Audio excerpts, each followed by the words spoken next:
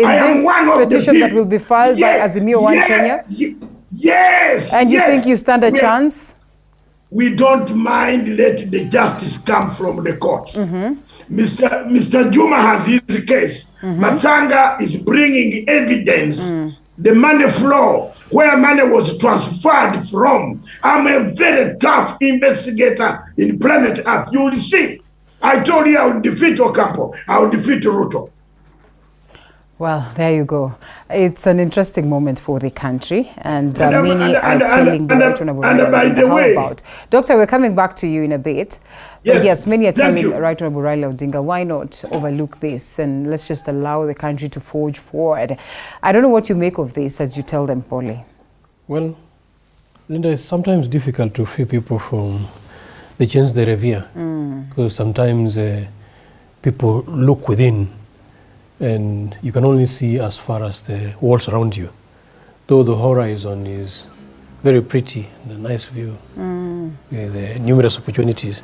But sometimes we block ourselves for a short-term interest. And this actually has been my advocacy within the electoral process, so that we may have laws and individuals who view institutions with posterity, not just selfish ambitions. Because I've said here before that good democracy is prerequisite to good economy, and vice versa. And ultimately, the ultimate goal or purpose to why we govern ourselves, or the ultimate goal of good governance, is to have economic prosperity, to have citizens who live happily with one another, to have a civil society where every individual can achieve their full potentials without any subjugation. But moments when push comes to shove, we come to realize that it's individuals who just want us to remain in shackles or in chains. And these chains sometimes are not very pleasant. There's a period when we were lobbying for, from political party perspective, that political parties should receive equal funding, and if possible, affirmative action should be in place to enable emerging political parties to come into equal level with already established political parties for purposes of equal dissemination of manifestos. And some people said, no, you have to hand it. And then they put a blockade to political parties such that you can't get funding from outside, neither can you also get political, public coffers funding locally. And some of the individuals who are the hem of government then did not know that they would also come out and be in the opposition. And for the last decade, I have seen them struggle as political parties. And now they are rushing into coalitions. Now they are shouting the most about political parties funding.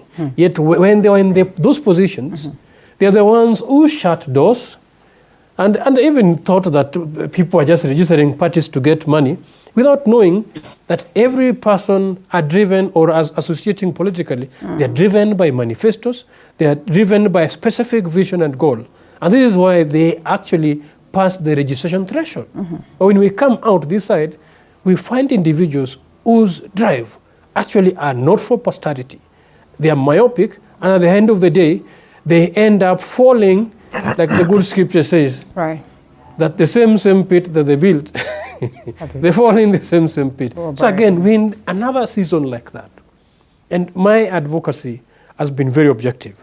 I have not been advocating because I belong to Azimio, no. I have not been advocating because I belong to Kenya Kwanza, no. As a leader of Justice and Freedom Party, we did not fall in any of these coalitions, because the ideologies that we were pursuing, which actually is citizen-centered, still remain clear. But in the electoral process, we've encountered various hurdles, various bumps, which actually, even when we were doing nominations, Justice and Freedom Party did a submission to IEBC Commission regarding the nomination process of presidential candidates. And it had 4 points. One of which, High Court eventually has ruled that the requirement of an ID, a copy of ID, is not, and the ID number and a telephone number of an individual attached plus their signature to a document violates their Data Protection Act. And I raised those points before people even went to court. Yes, Dr. Let's take it from you and to Mheshimiwa here. More or less the same thing, you know, and just trying to unpack what he says further. First of all, what we have been treated to, and yes, not a win for Azimio One Kenya, but then again, they choose to challenge this in court. Not the very first time the Right Honorable Raila Odinga is doing this. Does he have a case this time? Well, Linda, good morning. Morning.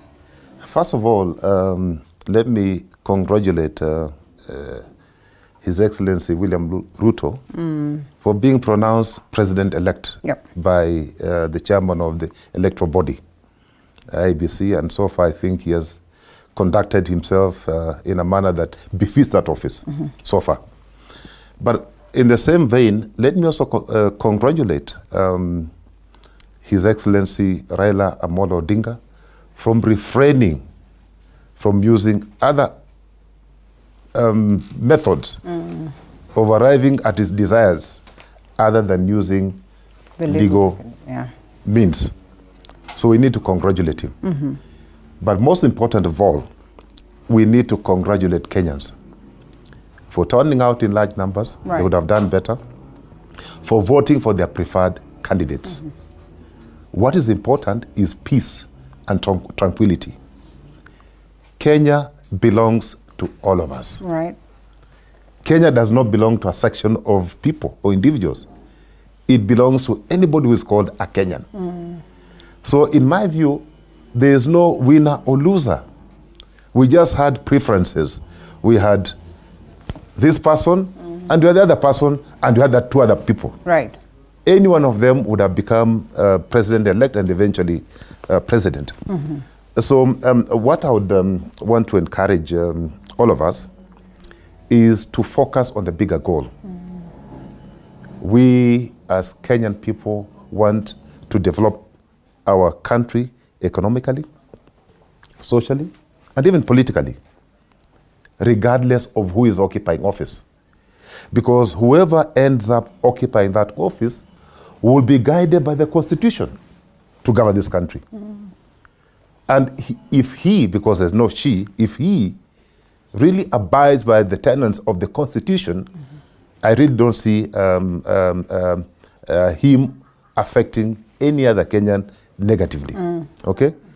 So let us all be happy.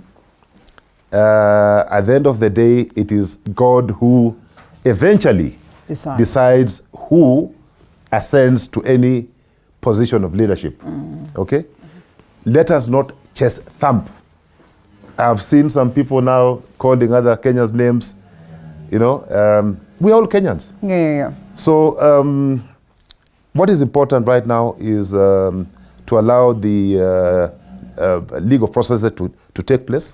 Of course, we have a transition team that is preparing for eventually who will end up taking over from President Uhuru Kenyatta. Let them do their job in a manner prescribed in the Constitution. But at the same time, let us also allow those who feel aggrieved to pursue the legal process. I think the Constitution gives them 7 days to file their petition. I'm sure they will. I hear they're ready, or they'll be moving in courts. It's a 10-point document. Okay. Well, so let us allow that to happen. But in the meantime, life has to continue. Remember this. It doesn't matter who is occupying office. That person will not put bread on your table. So if that is your dream, then you're bound to really be disappointed. Let's get back to work and start to working for ourselves, work for our families, work for this nation so that we can all prosper. All right. Well, Dr. Matsanga, you really have not been a fan of how Wafula Chebukati has handled matters over time. There are those ones that have given the commission a clean bill of health. They say they have exceeded expectation. But as we can see, and I mean, from the dailies this morning, both papers speak of an IEBC that really does not speak the same language. IEBC turns into a farce as bosses trade accusations. It is Chebukati saying that this one's really wanted to force a runoff. It is them saying that Chebukati wanted to, handle stuff alone, which they say he actually did. And we ask ourselves, the stalemate at the IEBC today, do you suppose it dents the integrity of the election that they have just conducted? Linda, first of all, thank you very much, my friends, my colleagues in the studios in Nairobi, Kenya. First, I will begin by congratulating Kenyans for having been peaceful, for having been united. Are we together? I congratulate Kenyans for having been peaceful and united despite the difficulties that Chebukati, Wafula Chebukati, has brought to this country called Kenya. My colleagues seated in the studios there, colleague number one, Dr. Justus Juma, was denied entry to be on a ballot of this year's elections. He has a petition, and therefore let him not talk about the spirit here, the spirit there. The spirit is let's go to the Supreme Court and lay our evidence.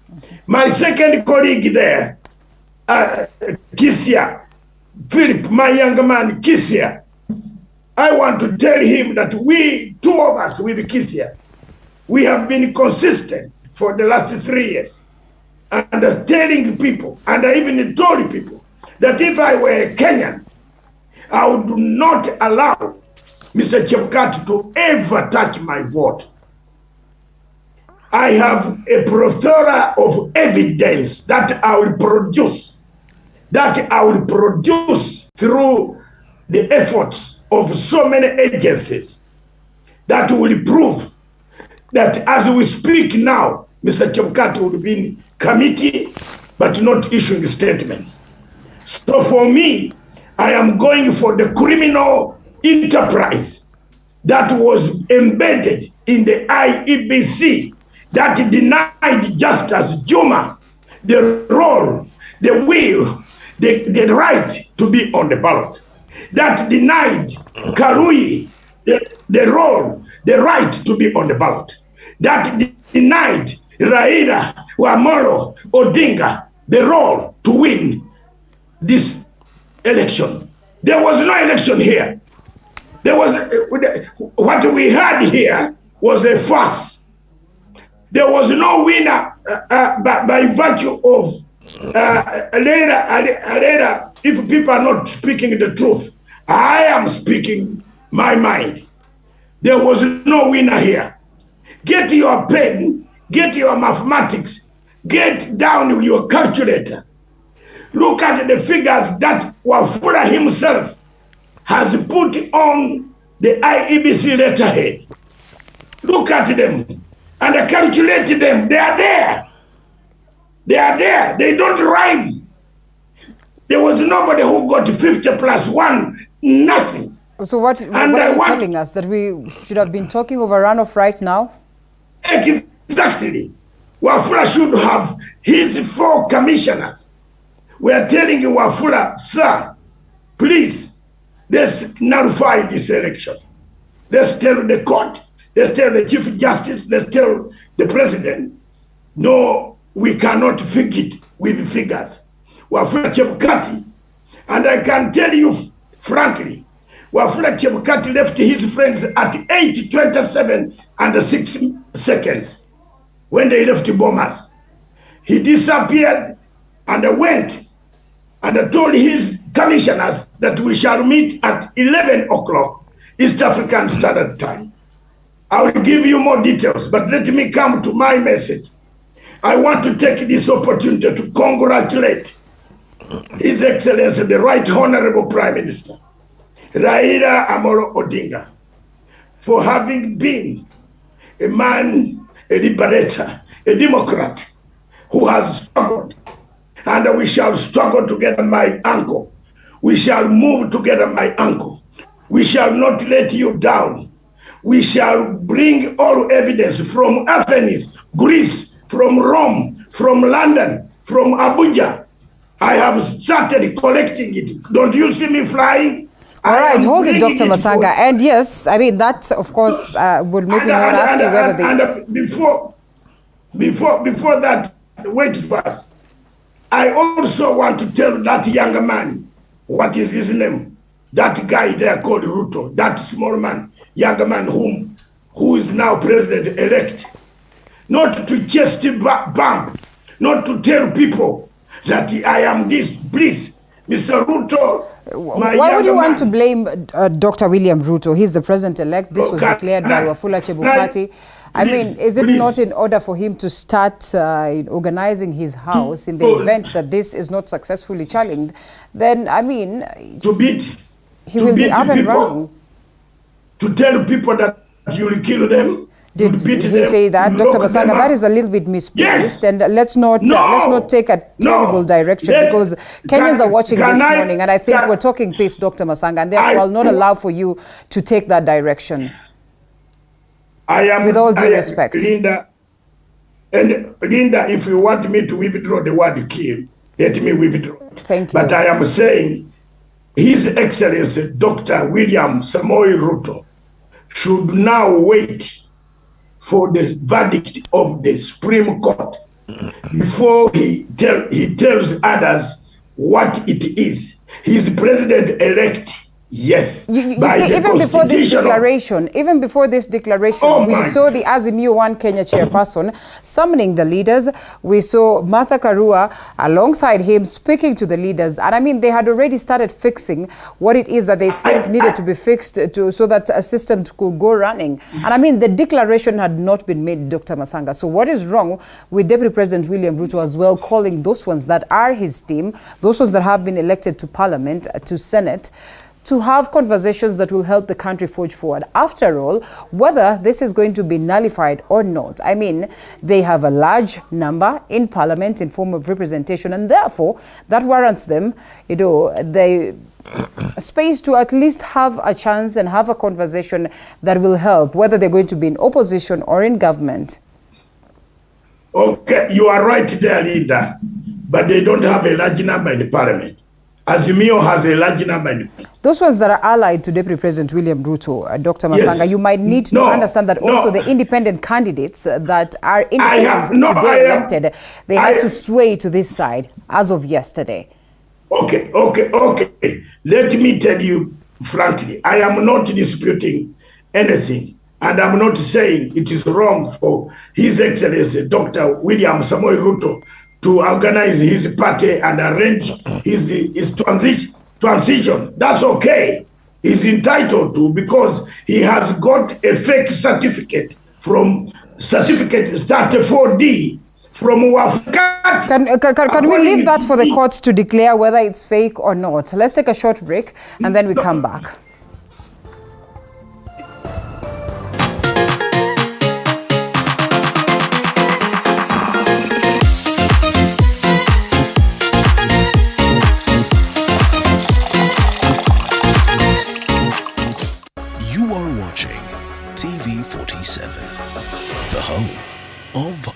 Stories.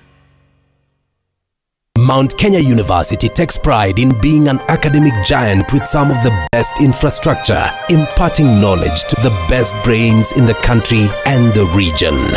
Our members of faculty are keen to deliver market-driven programs in science and humanities with a keen focus on linkages with relevant organizations. Join us today and train with the best to become the best. Mount Kenya University, unlocking infinite possibilities. Je, maumivu ya kichwa na kukosesha amani? Kaluma Strong hutuliza maumivu ya kichwa, maumivu ya mwili na hata huondoa joto jingi mwilini. Kaluma Strong ina aspirin kama kiungo. Maumivu yakizidi, muone daktari.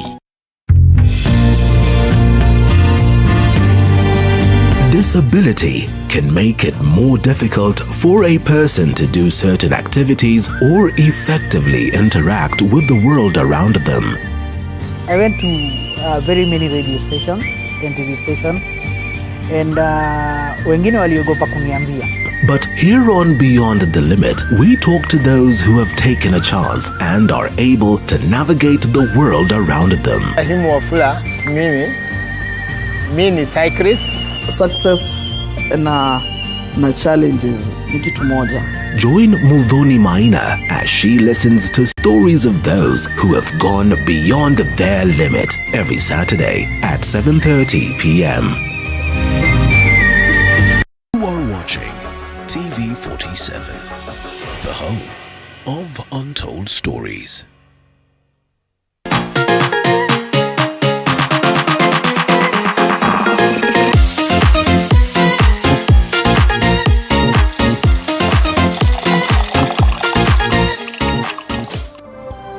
Well, Dr. David Nyukorach Matsanga joining us virtually from Tanzania, and in studio we have Mheshimiwa Phillip Kisia as well as Justus Juma. And so we come to the question of the IEBC. Right. This is one that we do not walk out of this space without discussing. It finds itself on the papers, the front pages, and actually the biggest story of the day. That on the Daily Nation, it says that IEBC turns into a fuss as bosses trade accusations. And on this other side, we have the Standard newspaper that says they wanted to force a runoff, says Chebukati. And I think as well on the People Daily and a majority of the papers that we have in the country. What does it speak about the IEBC, and where does it place the integrity of the just concluded election, having been given a clean bill of health by those ones that are observers and a majority of people, even politicians themselves, arguing that IEBC has tried in terms of how it's handled this? You judge a tree by the fruit that it bears. If the tree brings life, you rejoice. If the tree brings death, I don't know whether there is a middle death or a deep end. The deep end, half death. It's nothing like that. So if it's death, it's death. And it can be death of ambitions, death of professions, death of visions, death of aspirations, and death of a country. Let me tell you, Philip, to me I care, and it matters who assumes the sovereign authority that the citizen delegate or donate democratically. We can exercise it directly, yes, and the direct exercise also have a lot of influence currently, according to our constitution, is influenced a lot by the donated power that we donate democratically through various institutions, because this person is the commander-in-chief. He decides when to go to war and when not to.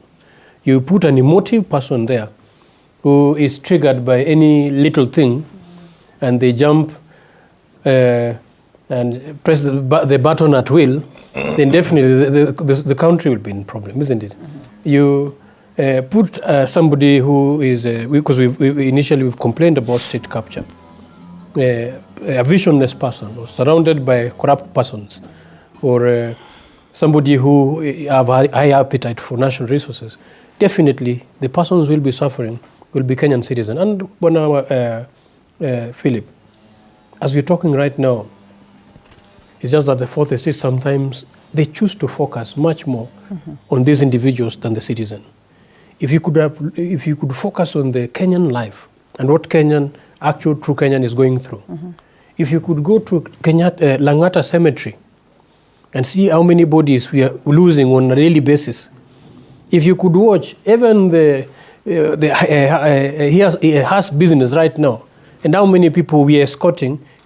Friday, those who are sending them to rural homes. It is saddening. And some of these deaths, and visit hospitals, visit prisons, find where Kenyans really are feeling the real brand of the current government. You'll not like it. You'd want a change. You cannot say, let anybody be. You'll need somebody who can make certain changes.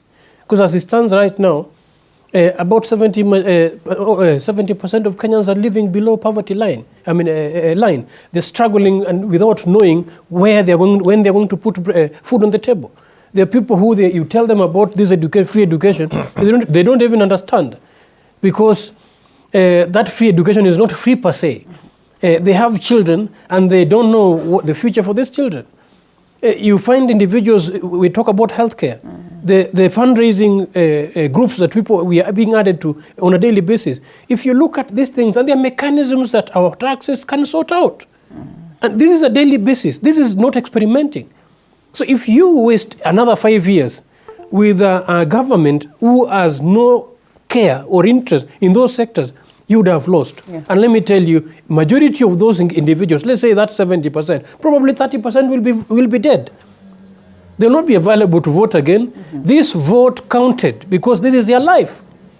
So if you mess up even a school child life for 5 years, they won't have any time to restitute the steps they lost. It will be gone because we have a cruel system which judge you with the certificates. You miss for those next 5 years. Those will be passing the exams. If they fail, they will be doomed and judged and condemned. And you need a system of governance that put the interests of those people at heart. And this is why an institution like IEBC was very key and very instrumental.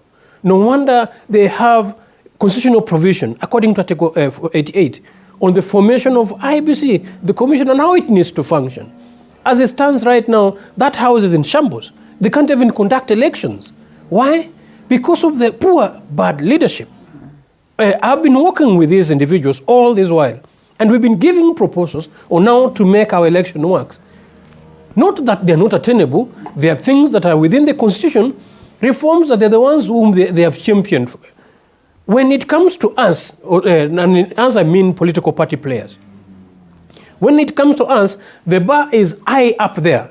To a point that you even qualify for that useless bar that has been set, some are not even constitutional, and then again, they still come with unorthodox ways to just manipulate and make sure that things don't work.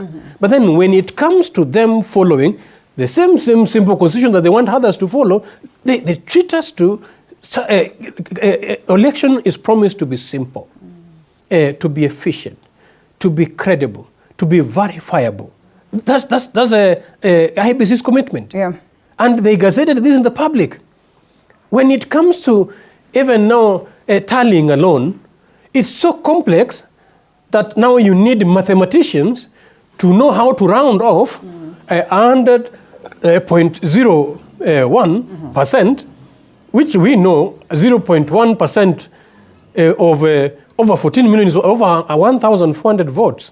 When you're saying you now just want to round off 1,400 votes, and say that they don't count, whereas each vote should count. Right. When you're casting votes, and these are individuals.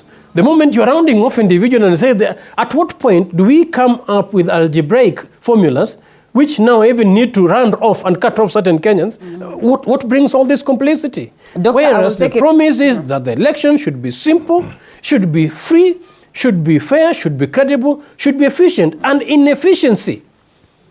We wait for about 6-7 days, Linda, and it was anxiety after anxiety after anxiety until right now the commission is divided. Majority is away from the chairman, and the chairman is left three. They are in a group of 3 who should be retiring actually next year, and they've taken a stand which is adverse to the other one. And here some people are still blowing propaganda. How they are superior and how they have won. I tell you, somebody said if you hear somebody say, I'm superior, maybe they're not feeling superior at all. Well, and I will take it that you are not confident of the performance of the IEBC, and therefore you would agree to the fact that, this hula baloo that sits therein then dents the credibility of the just concluded election. From what I read, that is in your first submission, is that, you have gotten to that point where you agree with the majority of Kenyans that, it's over and done. How about we move on and address this, in as much that you also respect that, as a member of Azimio One Kenya, it would have been proper to take a legal perspective in addressing your grievances. What do you make of the performance of the IEBC? You see, Linda, I think I was very clear. Yes. I said decisions have been made by the Kenyan people, okay? And though the person or the institution that will be bestowed the responsibility of managing our electoral process, the chairman of that institution has made some pronouncement. Although there are divergent views by some of the commissioners, actually the majority. So what I was saying is that the country is bigger than all of us, okay? Let us at least, if nothing else, allow peace and tranquility to prevail, okay? Let legal processes proceed. And I'm happy that His Excellency Raila Amolo Odinga has chosen that path of pursuing the legal route other than advancing other methods that could be dangerous. Now, what I must say, and I agree with my brother, that, powers are actually donated by the people of Kenya. And therefore, the people of Kenya are actually bigger than the person who is holding those powers. Right. Because when you are just holding powers in trust, you are not superior to anybody. You're actually subservient to them, okay? You are reporting to them. Because at any given point, they can recall you. That is what you must always remember when you are holding powers that have been donated by the bosses, who are the citizens, okay? Let me say this about IEBC. I think it is obvious that if there's one, I must appreciate that probably the 2017 elections were more chaotic, extremely chaotic. There's a slight improvement, and I don't like changing my position. No. Yeah? And all of us here, including my brother here, Dr. Juma, and even Dr. Matsanga, had said that they had improved. But you see, the point that I'll always like bringing on board is whether that improvement is good enough. Okay? What is the benchmark had we set? What benchmark had we set? Yeah. Because any improvement is good. But if you had set some benchmark that you can mark yourself against, then you can make that statement that we performed exceedingly well, very good, average, or poor. Okay? In this case, I don't think there were any benchmarks that were set by IEBC. I don't even think there were any benchmarks that were set by the people of Kenya or the voters of Kenya, so that we can mark the examination that was set by IEBC. So let me say this. When you plant an apple, all right, don't expect an orange. You plant an apple, you get an apple. That's true. All right? So if Kenyans planted apples, expecting oranges, I think it's too bad. So let's eat the apple and be happy. Yeah. But what I can say about this IEBC, is a total disaster. Yeah. It is shameful. And I've been advocating about people being put in position of leadership, particularly executive leadership, people who have certain skills or qualities. Number one, sound leadership ability. Yeah. Number two, extensive managerial experience, because you're managing processes, you're managing resources, you're managing so many things. So if you are poor, and then of course there are other issues like your integrity. So if you are poor in the first two, don't even expect anything. If you have no integrity, don't expect good results from whatever you do. I think, if you ask me, the leadership of the electoral body, I will say this without fear of contradiction, that it has been fairly weak, disjointed, and I think we deserve better as Kenyans. Where you have 7 commissioners and 4 are taking a divergent view, the chairman and the other chairman is very categorical that this is a position, but the other 2 are wishy-washy. They're 50-50. You can't hear their voices. We also need to hear the voices of the other 2 commissioners so that we can make informed decisions. But again, it is water under the bridge. The milk has been spilled. We cannot put it back in the jar.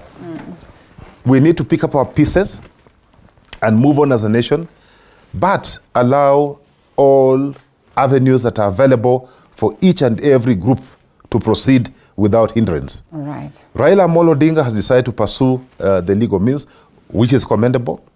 Let us not take it for granted, because Raila commands 50% of this country. You can't take it for granted. You can't whitewash him. Okay? Ruto, again, president-elect, he commands 50%. Yes. So they have equal strength. In my view, if these two gentlemen sat together, after the matter has been pronounced finally by the Supreme Court, if they sat together and said, okay, fine, either we are going for a rerun, fair enough, or Ruto then is confirmed as the President of the Republic of Kenya, I think what the two gentlemen must agree is that this country is bigger than the two of them. Okay. Okay. Yes. Question of numbers, very important in some of the key decisions that are made in the country.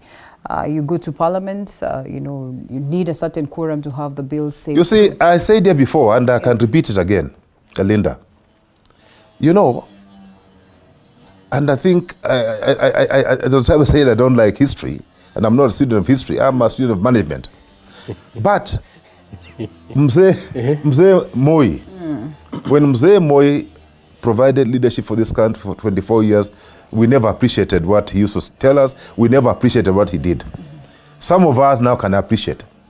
I remember Moi telling us, we were young at that point in time, that it's about the stomach, tumor policy.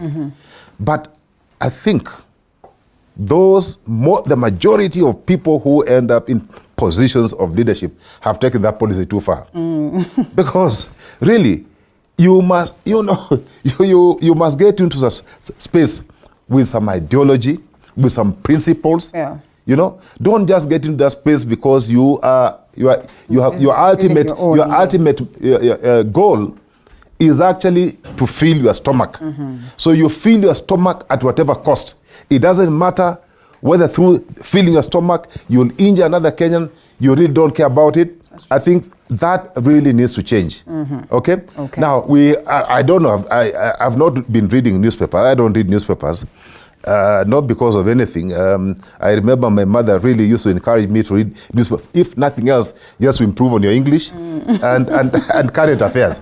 Yeah. I don't know whether the newspapers have anything new that, they inform Kenyans. Maybe tenders. But maybe tenders, and even those tenders are already predetermined. Okay. So I think if we are not careful, that we navigate this space that we have, this window that we have carefully, we may plug this country into chaos. Well, and my plea to the two gentlemen, they are cousins. Politicians are, me, I don't know how to lie. Yes. Because sometimes I look at our politicians, I'm told I'm one of them, but sometimes Juma, I look at our friends. Today you're calling Juma a thief. Juma is calling me maybe what? A drunkard. And because we have common interests, we converge at a certain point because of the common interests. It therefore means that what Juma was talking about me and what I was saying about Juma was not actually honest. We were just dishonest during the day. We are dishonest at night. Okay. Most unfortunate situation Most to be unfortunate, I agree. And yes, they call them the Tumbocrats. Away from that moment of the Tumbocrats, Dr. Matsanga, are you there? Well, I'm told we still have to get a hold of Dr. Matsanga, a bit of a technical hitch. But yes, Dr. Justus. Because the number issue is very weighty. Yeah. Where power, the sovereignty of the citizen is concerned. Because the reason why our constitution was designed such that we have various arms of government was for purposes of oversight and transparency and accountability. The citizen don't have to necessarily be there to oversight the executive. Yeah. And Parliament offers a suitable platform for oversight. And there are certain moves, and these are the reasons why some of us actually have been careful about the formation of political parties. Because political parties that are formed around populist and personist, they tend to reward sycophants who give them numbers but does not give the citizen value. Yeah. And right now we even have independence. Independents are defined in the Constitution and their roles and their function. And by the way, should they even associate, then constitutionally they stand to be sent home. Yeah.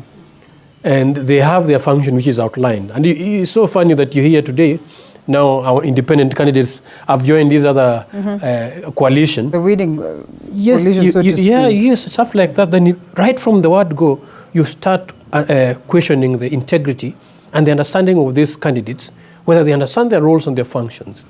And the challenges we've had with that sycophancy-led political parties candidates, it is that it has always sacrificed the interests of the citizen and has given impunity and tyranny to the executive to a point that executive can be corrupt, can be manipulative, can be negligent, can fail to be accountable because they go in bed with a National Assembly. If National Assembly can rise to the occasion, and under Phillip Kisia was saying, I agree with him, if the institutions can function, and Kisia, why we are laboring this hard and making sure that nothing is covered is because we are desiring to have functional institutions. If IEBC is not functioning, then IEBC is going to give us a parliament that is not going to be functional. And an unfunctional parliament means runaway corruption, bad laws, no oversight, no check for the next 5 years. And these are the challenges we've been facing. Remember the last parliament. There are a number of issues. We have serious whistleblown corruption cases. And then when they go to parliament, actually they are sanctified and they are cleaned. It becomes a jig where corrupt people are cleared and they come back with the same money. And these are the people who actually have been subverting the electoral process. C.S. Matiang'i warned us against corrupt money in the political field. And now we can see. We'll be so surprised that majority of those people are the ones who are coming back to parliament. We need a parliament that understands their functions so that oversights are clearly executed as per the Constitution. Unfortunately, as it stands, and then those initiatives that have begun by the party leaders of both sides is already indicative of the nature of parliament that we are going to have. And if it goes in that direction, my prayer would be, and that is why we also provided parliamentary candidates who, as we talk, unfortunately, some became second, some were defeated in manners that are still questionable, as we say that we are seeking judicial redress. Right. If we could get sound vision and manifesto-driven candidates who have the interests of Kenya at heart, then I think we can have hope. Okay. And if it fails, then we'll be looking at the judiciary the way we've been going through, litigating and oversighting through judiciary, which again, if does not stand the test of time, because again, even them this time around, they have a case in their hand to prove whether they'll stand by the law or they will not. Because we've seen cases where they have cases and challenges have happened. And this is another call. And we're going to see. And I think that will also unravel the reality or the truth around this election. Because expect some drama. Wow. Expect some surprises. Because when you truly count these votes, that is when you will know. I had a call with the vice chair of IEBC. And I know, Madam, permit me, because whatever we discussed was in the open. And my worry was, what's happening? Because sometimes we can reach these guys. And you're saying this, and the other gentleman is saying that. And how about your numbers? She says, the numbers, I was misquoted. The numbers actually is 1,400. Okay. And the other digits, not 142,000, as is coming out. And I was like, okay. And what happened? Why would the commission not agree? And what shocked me was that even them, they were not privy to tallying process.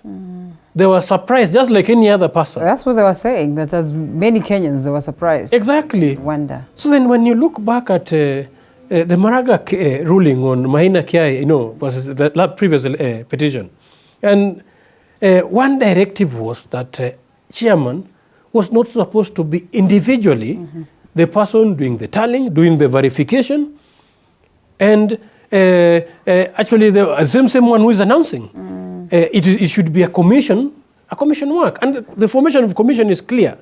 I know right now everybody is bringing out, and that's what Chebukati was trying to bring out yesterday, that yes, it is the responsibility of the chairman of the commission to declare. But you see, when he's talking about the chairman of commission is not functioning in isolation of the commission. And I think that's what I want to ask further, and I take it to you, Mheshimiwa. That's why we say the aspect of quorum, at this very moment of the IEBC, we keep asking questions whether it was necessary for the commission to be having, at least a majority for that declaration to be made. We're looking at the Supreme Court judges. A majority of them actually were there during the petition of 2017. We have Isaac Linda Alela, we have had Smokin Wanjala, we have had Njoki Ndung'u, the DCJ herself, that is Philomena Mwilu. CJ Martha Koome comes in, new of course, but of course was privy to all this information. We do not forget Judge Ibrahim, and as well as William Ouko. Very important that there is quorum if at all they are going to make any judgment on this very matter. So would it not be doublespeak to argue that when IEBC is making that declaration, the aspect of quorum is not necessary, while when there's a judgment as to the very same declaration, it is necessary to have quorum? Now, I see, let me say this, Linda, that I'll not pretend to be a lawyer, because I'm not one. But I understand logic, okay? And I'm a believer in good governance. Yeah. I think the people who crafted the Constitution were smart fellows. And that's why they gave a quorum of 7. Okay? A figure of 7, and an even number. We have 6 commissioners plus a chair. That's one. But if you read the Electoral Act, the person, and I think it cuts across a number of jurisdictions, to avoid this vagueness, the person who is mandated to announce, to relay information to the public is the chairperson. Even it happens in a board. And any good board has an even number. Okay? So that the chairperson of that institution has a casting vote. It is not done in vain. It is done so that we have somebody in terms of a tie. When there's a tie, there's somebody who can sway the decision of the board. Okay? Or at least make sure that the board arrives at a certain decision. Yes. Now, the question that we must be asking ourselves is, was Chebukati communicating a decision of the commission? Or was he communicating his own decision? Okay. There are two different things. Because where good governance is exercised, you would expect that a board or a commission sits, discusses, takes a position, and then that decision is communicated, is relayed to whoever, to the stakeholder. In this case, from what we hear, is that Wafula Chebukati ignored the commission and relayed information to the public. So, we can only leave it to the courts to determine whether the right procedure is followed, because my understanding is that the commission receives information from the polling stations, and that's why it's a commission. They look at that information, they tally, and when you're verifying means that you're ensuring that all that needs to be done has been done, that the figures are correct, that the arithmetic is right, that the signatures are, that everything that is required by law has been abided to or by. Okay? Then you mark that particular form, whatever, 34A, 34B, 34C, you then confirm that this is correct, okay, as a commission. And then you start tallying, counting and tallying, whatever it is, okay? Then you mandate as a commission, you then transfer the, and again, it's by law. Yeah. You give that responsibility to one person to relay that information to the stakeholders. Right. I think the people who crafted the constitution are smart. Why? You can imagine a situation where, if that wasn't clear, if it was opaque, that any of the commissioners can announce. Opaque like who? Yeah, that word. Yes, you know the that one. word. It has been there for many years. Yes. For more than 1,000 years. So we are allowed to use it, So, yes. so if that was not clear, okay, and there are 7 commissioners, and the 3 of them go to a corner and announce their own winner, another 3 go to a different corner and announce a winner, and the chairman springs off from somewhere and decides that it's Maore who has won. I think that it was to avoid that situation. Okay. That is bestowed on one individual. Okay. But when the Constitution talks about the commission, the commission is not an individual. Okay. The commission, in our understanding, at least in Kenya, is 7 human beings. Yes. That forms a commission. And where good governance is exercised, then everything, and the processes are transparent, then all the decisions must be made in a commission meeting. Okay? Yes. Not elsewhere. Well put. And I mean, if in a commission meeting, very important to note that it's the fact, I mean, there are always chances that there's going to be, dissenting voices therein. And now that's why. If they are dissenting, yes. Where there's good governance, you note that the following dissented, the following agreed. Then as a chairman, you make a decision. Well put. But at least it's documented in a meeting. That is also provided for you. Dr. allow us to take a short break. I'm just saying, in terms of good governance, forget about even just good governance practices. It is documented. This was dissented. Yes. This was agreed. Okay. I, as the chairman, then made the following decision. I'm making the following pronouncements. Okay. But where there's weak leadership, poor management, lack of governance, lack of transparency, no integrity, of course, the results are very clear. All right. Well, we'll take a short break and we come back to Dr. Matsanga as well as Dr. Justus, who I'd love to hear their submission on the same matter.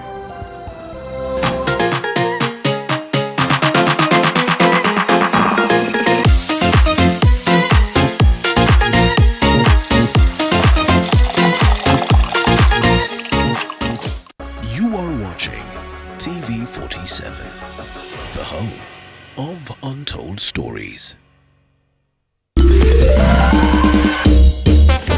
Sona moja imetengenezwa kwa njia spesheli ili kupambana.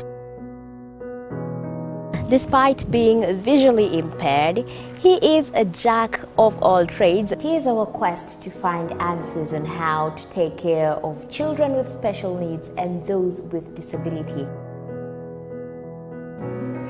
You do not need to see musical notes to understand music, but rather to have your soul feel the vibe.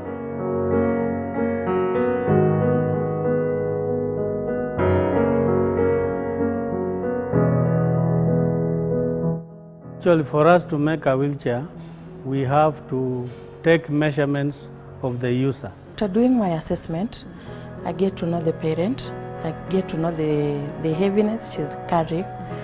Disability comes at different stages of life.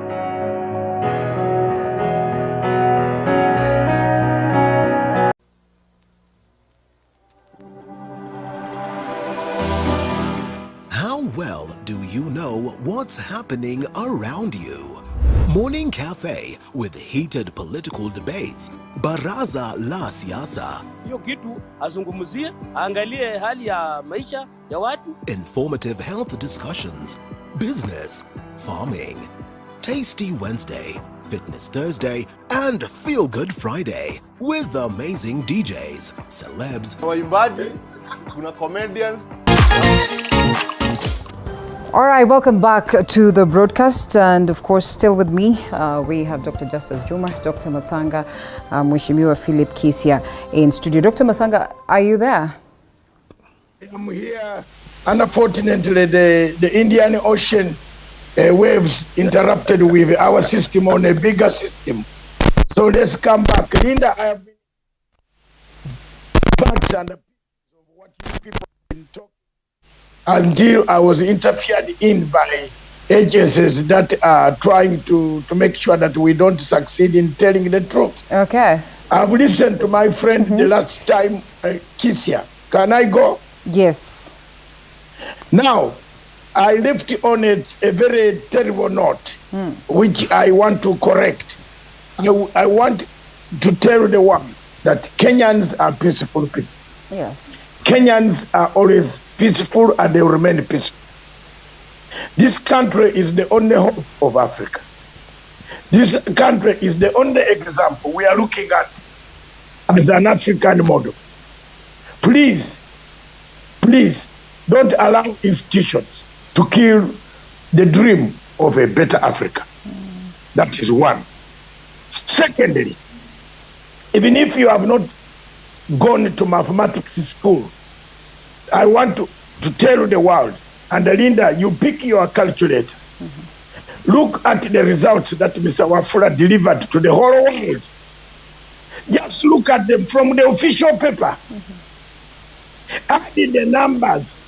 Tell your son TJ, tell him to add and say, Mom, add this, tell him son, add this, add that, add that. Yes. Dr. Juma, please, I think I'm making a point here. You're making a good point. Listen to you. Listening to you. Yes, add those figures of Chebukati himself. Don't go anywhere else. Add them.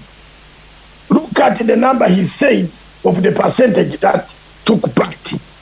Look at the number of the votes that and were... you know, numbers don't lie. And so, yeah. Okay, why are you... Then look at them. Even you tomorrow, when you interview other people, please go home and do that exercise. Then you come back to say.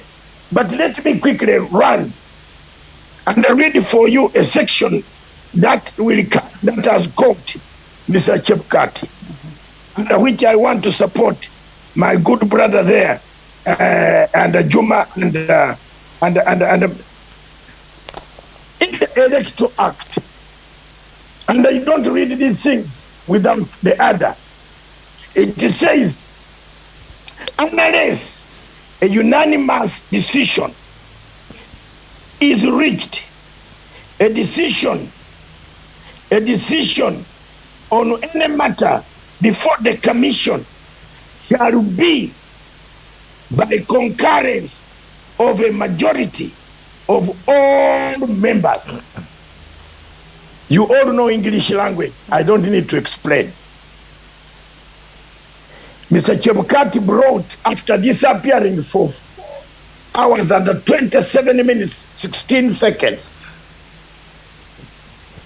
he went to his house and told the other commissioners to go to Serena, to wait in Serena so that they can go and present to the President and the Chief Justice documents before they go to Bomas to announce. After those 4 hours of 4 hours and 27 minutes and 17 seconds, and my dear sister, you know me when it comes to investigation. Yeah. And I talked through Safaricom and other areas. I'm not a joke. This is a very serious security matter. That a man has committed a crime by going into what we shall display in the Supreme Court, the movement of Mr. Chebukati to where and locate that building. And be careful, Dr. Matsanga, if you're going to present yourself as amicus, because there's also that ruling that stands. And I mean, questions that really you do not want to speak about this in public if you're going to be part and parcel of the court. I am a public defender. Sessions, yeah? I'm a public defender. And I'd want to understand this. Advisories given to us by the courts as to the laws of the land and also the rulings that sometimes are declared and really see a case to conclusion. Do these ones amount to law? Do they then are they then declared as law, that we would go to the Kiai court case and say that this was the ruling and this is what brought the case to conclusion, and therefore that is equated to law? What if somebody else or another judge would challenge the same? Yeah, those are precedents that guide decisions. But Dr. I have not finished. Dr. Juma, give me a chance. Just make it very brief then, Doc. Let me, yes. Mr. Chebukati disappeared. You remember, Linda, on your screen, we up to today on the IEBC screen, the time when Mr. Chebukati left the bombers with the number of votes. He left when 38 constituencies had not been publicly put on the portal as said by the Maina Kiai case.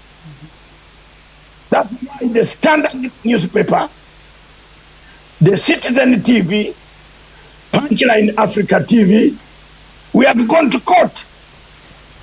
And I believe you are also coming on because you are left hanging without the other information coming for us to tell the public as Maina Kiai's case. If you did not have the numbers to the last bit, Dr. Matsanga, then why do you tell us that we can calculate and get to the conclusion that I am now telling you, you are confusing everything, Linda. All right. I am saying Maina Kiai case says the 291 constituencies must be displayed.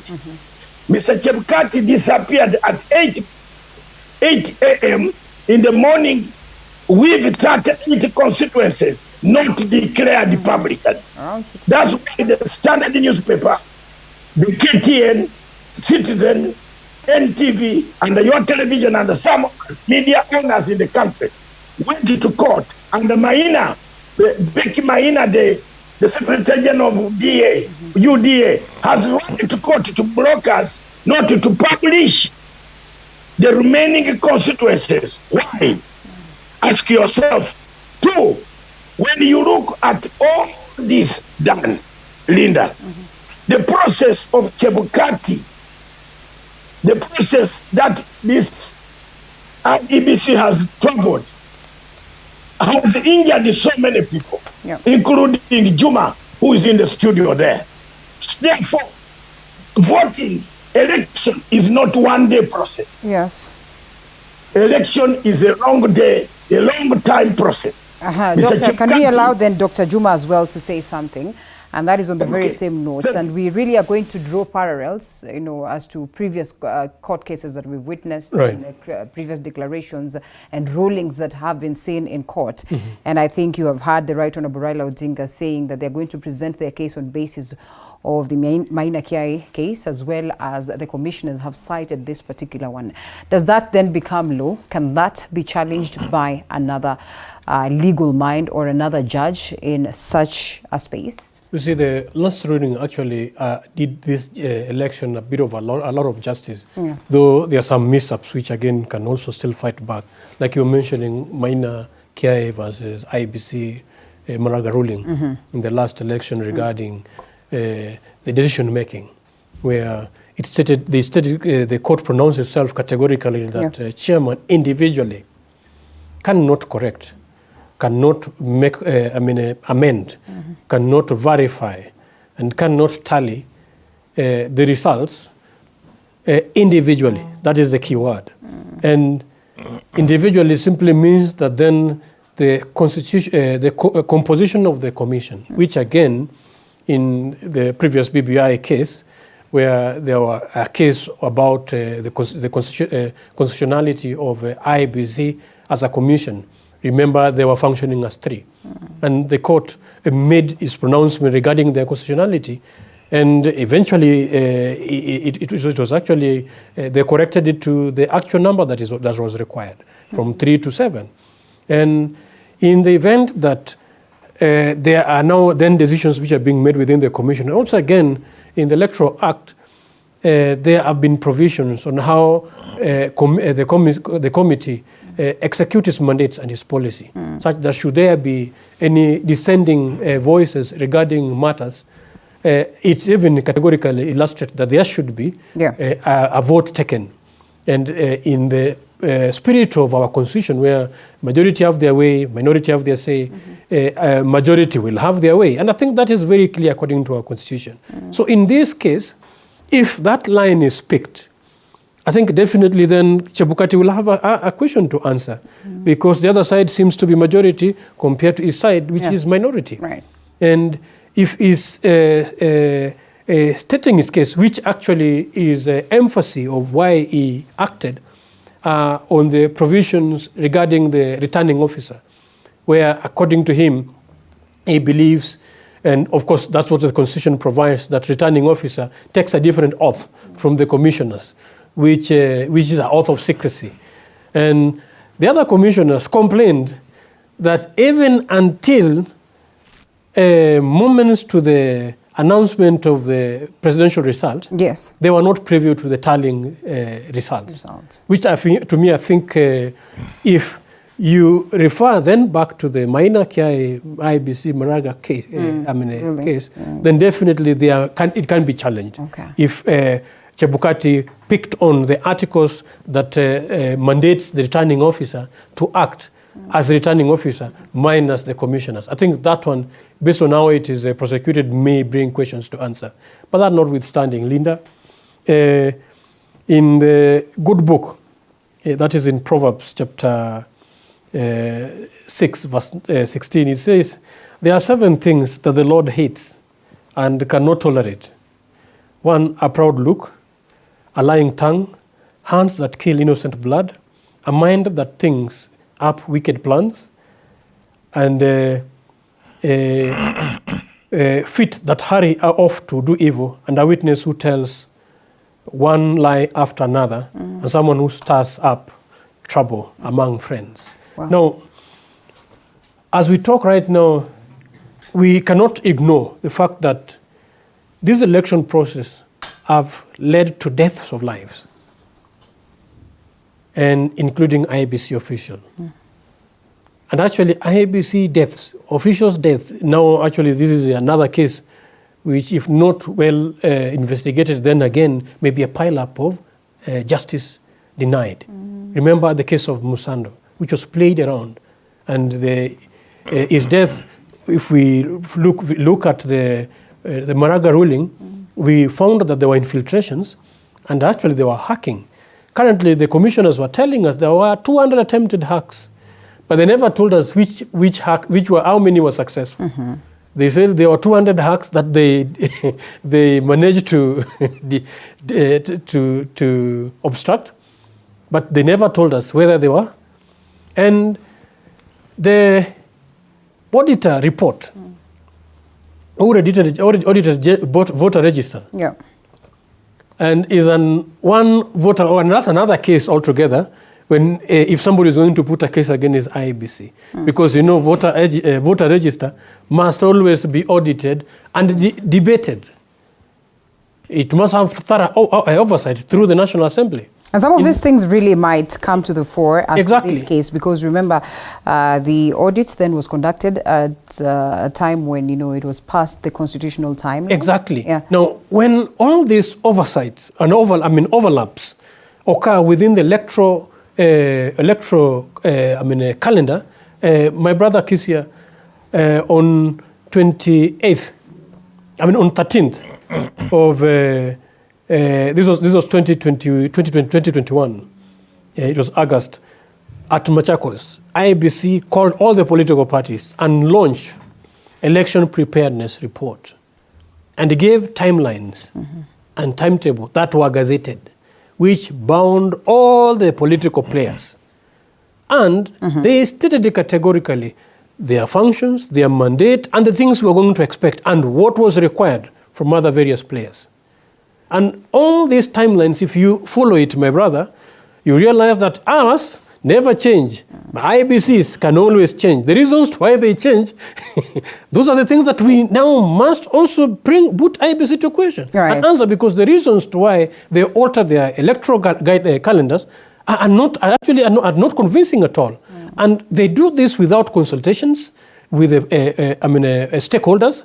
They do this out of will. And these are the spirit of impunity and tyranny that need to stop, because they lead to death of innocent Kenyans, even electoral officials. And they go unanswered, because for once, Brother Kisia, people must answer to their responsibility, their negligence. If you're occupying an office and illegalities are occurring, infiltrations are occurring, and you keep on standing around, because last time they skipped the court directives for us to conduct investigations. And those investigations is what could have helped us. The people who bungled the last election, they're the same people who are still sitting. If you hear them shouting that their officials, their managers are now scared, they are scared because there are issues, there are things they've done. We walk through these things. There are some who even take responsibility on themselves, which are not theirs. Somebody who is a manager or just an operator will call you and direct you on the directive that a returning officer, national returning officer, should be actually doing themselves, and you are wondering where is the national returning officer? So all these issues have piled up, which if not addressed, and for the sake of the land, because this is the land of Kenya, if you keep on spilling innocent blood and we keep on rubbing, and let's move on. Let me tell you, peace without justice is not peace at all. If we want lasting peace, then we must have justice, which answers, bring to accountability individuals who take away our peace. If we keep on leaving these individuals, a little levels the whole lump. That baggage is left then for the next government. And Mheshimiwa, someone is watching here, Evangelist Kamondo, tells me to tell you that Phillip Kisia, please stop changing tunes. How comes you're now talking very soft? We have been following to see that you really have been an ardent Azimio one. And I think from what Mheshimiwa speaks of, really, I guess softness is what we require as a country right now to maintain that aspect of peace. But that does not really change his tone in where he positions himself, at least from what I have picked. But then, as Dr. Let me respond to that. Let me respond to that, evangelist. Something. You see, my position has never changed. And I'm one person who never changes position, okay? The only thing I'm saying, and I've said it again, and him being an evangelist, I'm preaching peace. That now we are in a different space. We are in a different stage. I will not change my position, okay? What I've said before will not change. However, I am willing and accept the fact that this country is bigger than Phillip Kisia, it is bigger than Juma, it is bigger than Raila Amolo Odinga, it is bigger than William Samoei Ruto. Okay? So we need to be sober and appreciate that any action that will lead into bloodshed should be avoided. Okay? This issue of chest thumping needs to be put under check and control. Because remember, the country is divided into two. Raila has 50% of the voters supporting him. Ruto has 50%. You can imagine if the two clashes, groups clash, there will be no Kenya left. So that evangelist need to be reminded that this man called Phillip Kisia does not change position. At least where we come from. You know, I come from a sub-tribe of Luhya called Tirikis. We are fighters, we are bold, and we are honest. Okay? So honesty does not mean weaknesses. It's just a radical truth. But again, we are realistic. Realistic to the extent that this country is much bigger than any one of us, including that evangelist. In fact, that evangelist should be encouraged to preach peace, okay, and not to lean on one direction. Fair enough. He should be a moderator. He should be moderating. He should be preaching peace. I think this is not the time of warmongering. Because if you try and warmonger, there can be conflict. And that is what we're trying to avoid. Conflict. But I think clarity needs to be made also on those who are speaking the truth. Whether we are firm on our truths foundation is not a premise that is intended to incite anyone. Let me tell you, Kenyans are good. By the way, Kenyans don't have problems. The problem we have are the politicians and their proxies in various institutions. And these are the ones we are speaking tough to. Because if we don't speak the truth to these guys, there will be no justice that will come forth. That's true. But if we think that speaking tough is a provocation, I think that's also an individual who is not objective. Already, Kenyans have voted. You've seen the way they've demonstrated themselves. Even today, to me, I have no issue with the Kenyans. They've even refused this time clarion call to go out and riot. They've stayed back. They've said pursue legal mechanisms. And then Kenyans are waking up. They're that informed. And that's why we're here, to keep on informing Kenyans so that we make clear decisions. Because there are lots of propaganda out there who are already spewing many things. And I told you, if you hear somebody constantly crying out, I'm superior, I'm superior, I'm superior, there are people who are not feeling superior at all. And we must know where to place them. Right. But if we are speaking the truth, somebody should not mistake us for incitement or any provocation. Okay, and Ruto talks big, as they would say on the Daily Nation, cuts image of a man who's already in charge. Well, whether his win is going to be contested successfully or not, Supreme Court, a new government we must have. At least that much we know. By the end of this year, we should be having a new functional government. Whoever inherits this government really would, in as much as you're a firm believer of the works of President Uhuru Kenyatta, what he has achieved in terms of a legacy, it really isn't a beautiful government to inherit, looking at that, or better yet, a beautiful nation, because, well, Kenyans will tell you that the high cost of living, the troubles of corruption, the questions of justice, as Justus Juma would say, what will it take for them to bring the country to at least where we can... You see, I've been on record, and I remain on record, for the evangelists and the others. I am a student of His Excellency Emeritus Mwai Kibaki. I worked for Kibaki. May God rest his soul in eternal peace. If there's been any president in the Republic of Kenya after independence who has demonstrated that you can run a country based on the constitution, good governance, and good managementship, it is only Emilio Mwai Kibaki. Okay? However, I'm also on record saying that we must celebrate the milestones of Kenyatta 1, of Mzee Moi, and even my friend Uhuru Muigai Kenyatta. There are things that Uhuru has done that we shall remember him in future. Okay? So let us not dismiss, let us learn to celebrate the things that our those who have been put in positions of leadership have achieved. Okay? I have said before that President Uhuru Kenyatta signed a social contract with the people of Kenya. What we should be looking at is that social contract. Did he achieve? Did he not achieve? Because we agreed with him. When we were voting for him at that time, we voted based on that social contract. So don't divert. When you set an exam, you mark the exam within that framework. Okay? So now, the next government. Because indeed we are going to have a government. Right. And Kenya has remained peaceful, despite the challenges that we have faced since 1963. The next government is not going to have it easy. It's not going to be a walk in the park. And therefore, whoever comes in eventually after the Supreme Court has made its pronouncement has a lot of work to do. What are my expectations? Forget about the political pronouncements that were made during campaign that are bring unga down. Kenya should not expect the price of unga to come down. That are bring fuel down. Because if you remind Kenyans of what you said during the electioneering period, we are bound to have a lot of problems with the Kenyans. Because they'll be reminding you, you said you bring the cost of unga down, you said you bring the cost of this one down. We are waiting. Then the Kenyans will wait for 100 days, 1 year, and start getting desperate.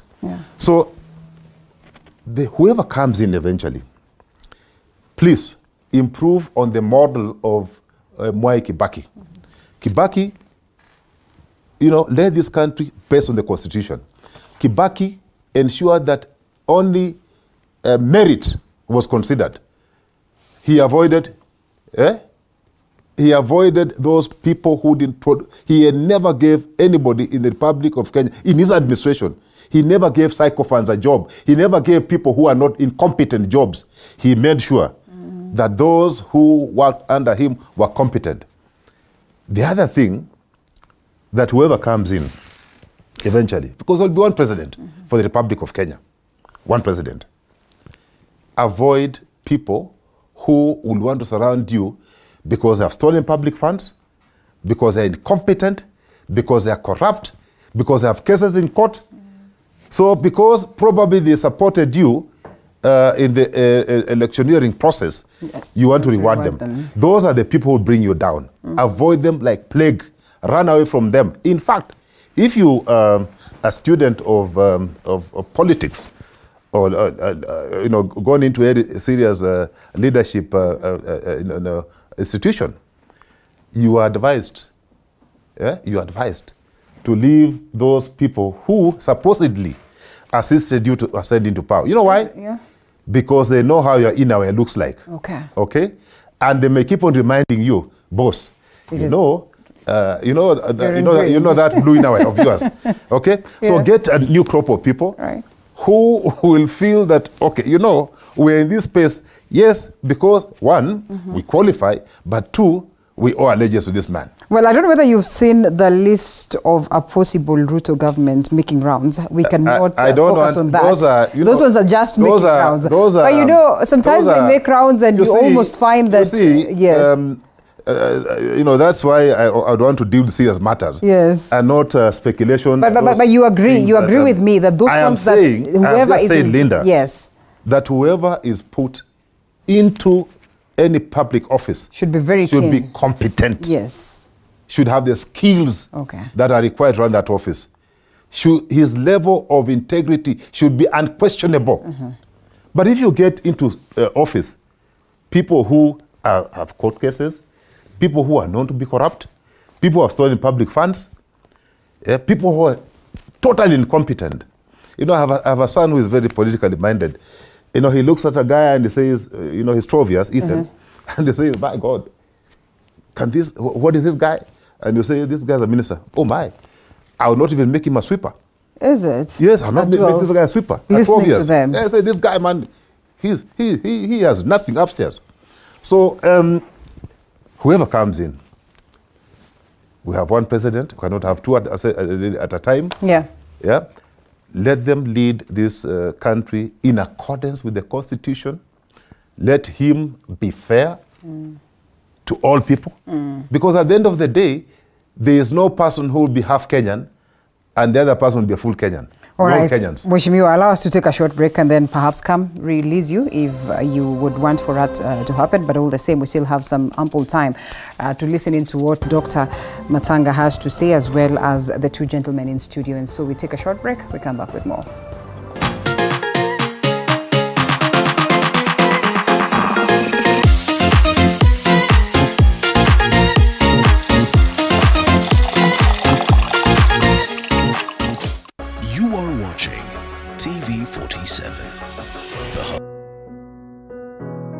Despite being visually impaired, he is a jack of all trades. It is our quest to find answers on how to take care of children with special needs and those with disability. You do not need to see musical notes to understand music, but rather to have your soul feel the vibe.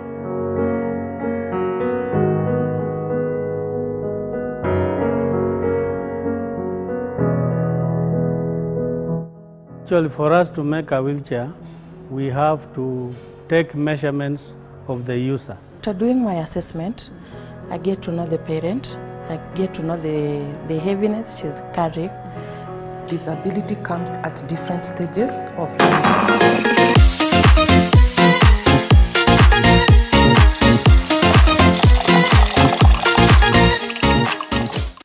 In studio, Phillip Kisia, Justus Juma, and virtually Dr. Matsanga.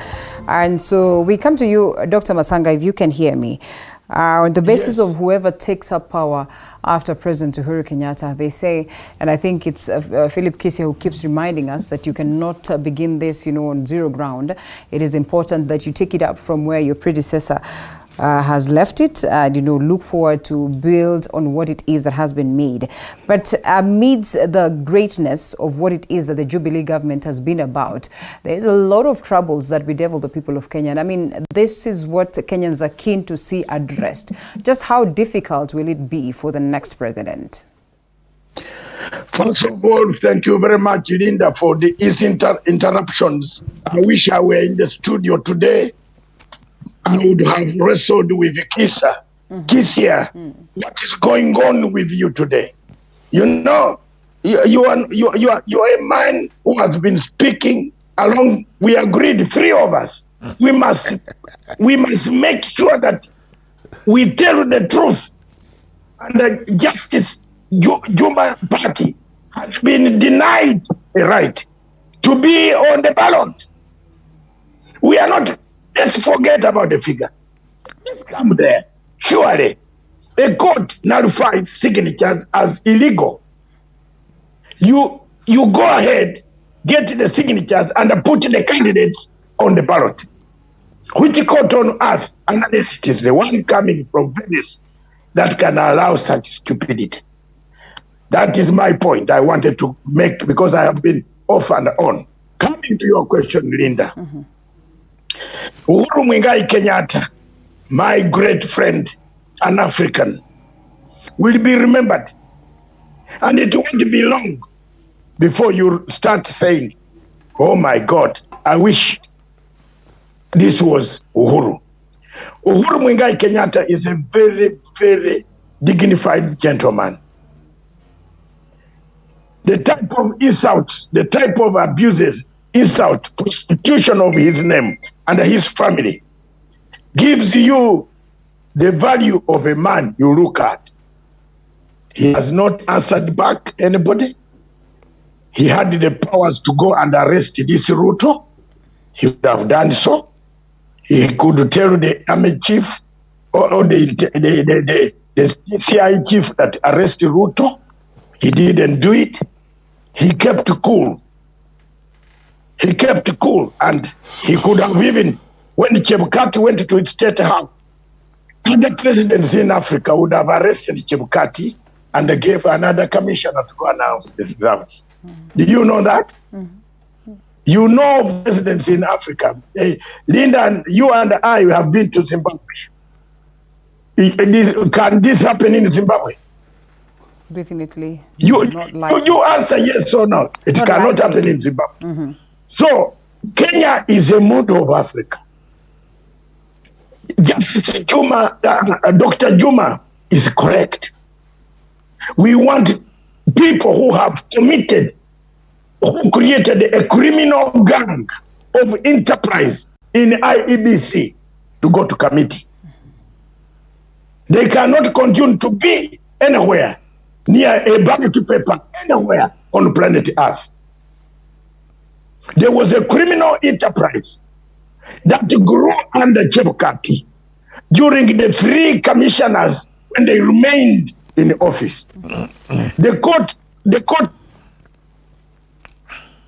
now who have applied to show the criminal enterprise paper. A bit of a hitch there, and so we come to Dr. Justus Juma. Yes, what kind of government? I am still on. Okay. I am still on. Yes, doctor. All right, so we might need to shift back to studio. And we have been having so much of personalization of power. We have been having so much of, informality as to how we handle, the events of the day, the country, and that is in regards to the governments that have been there. And so President Uhuru Kenyatta goes, a new government gets in.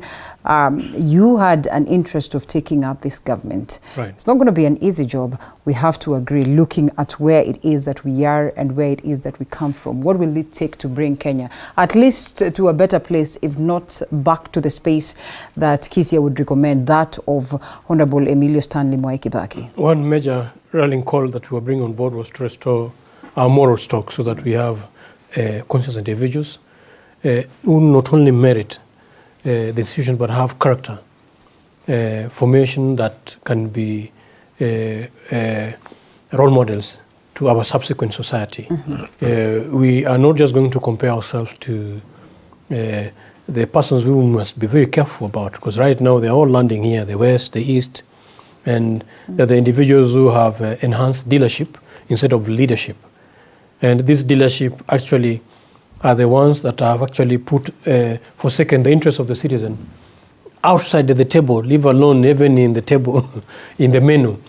Because certain interests, if you look at the policies that are being made, our economic policy are not pro-Kenyans. Majority of our populace are agrarian pastoralists. Only about 25% town dwellers are the ones who consume technology full-time. And one thing that is very key to a society is food security. If you don't have food security, even if you have military or nuclear armorheads, you are actually as equally, your security is null and void, because food security matters the most. There are some certain moments when Kenya imported only 20% of their food to subsidize the deficit. And as we talk today, we import 80% of our food, which is quite absurd because of the economic policies we've been having. So as a government, we envisage an economic policy which was not 75% pro-science and technology, which we can still sustain, but we needed an effective economic policy that that is friendly to our majority of our populace. So if you invert the way they've inverted it currently, then that's where we end up in a situation where even unga, remember during campaign they created these unga subsidies, which is expiring today. There was this unga of 100, was it 80 bob or 100 bob? Now today Kenyans are going back to 200 bob, which is a deceit. You can't afford to play with your own citizens like this. Playing even with your food, I think to me that's a serious offense, that whoever is still in the office or even if they're leaving should be responsible, if possible, held accountable. And then, Linda, change is spontaneous. Change is not static, because the global community is moving so swift and very fast. And this is why I would not, I would honor Kibaki. I would respect the Railas and the Odingas and the Jomo Kenyattas. They've brought us to where we are.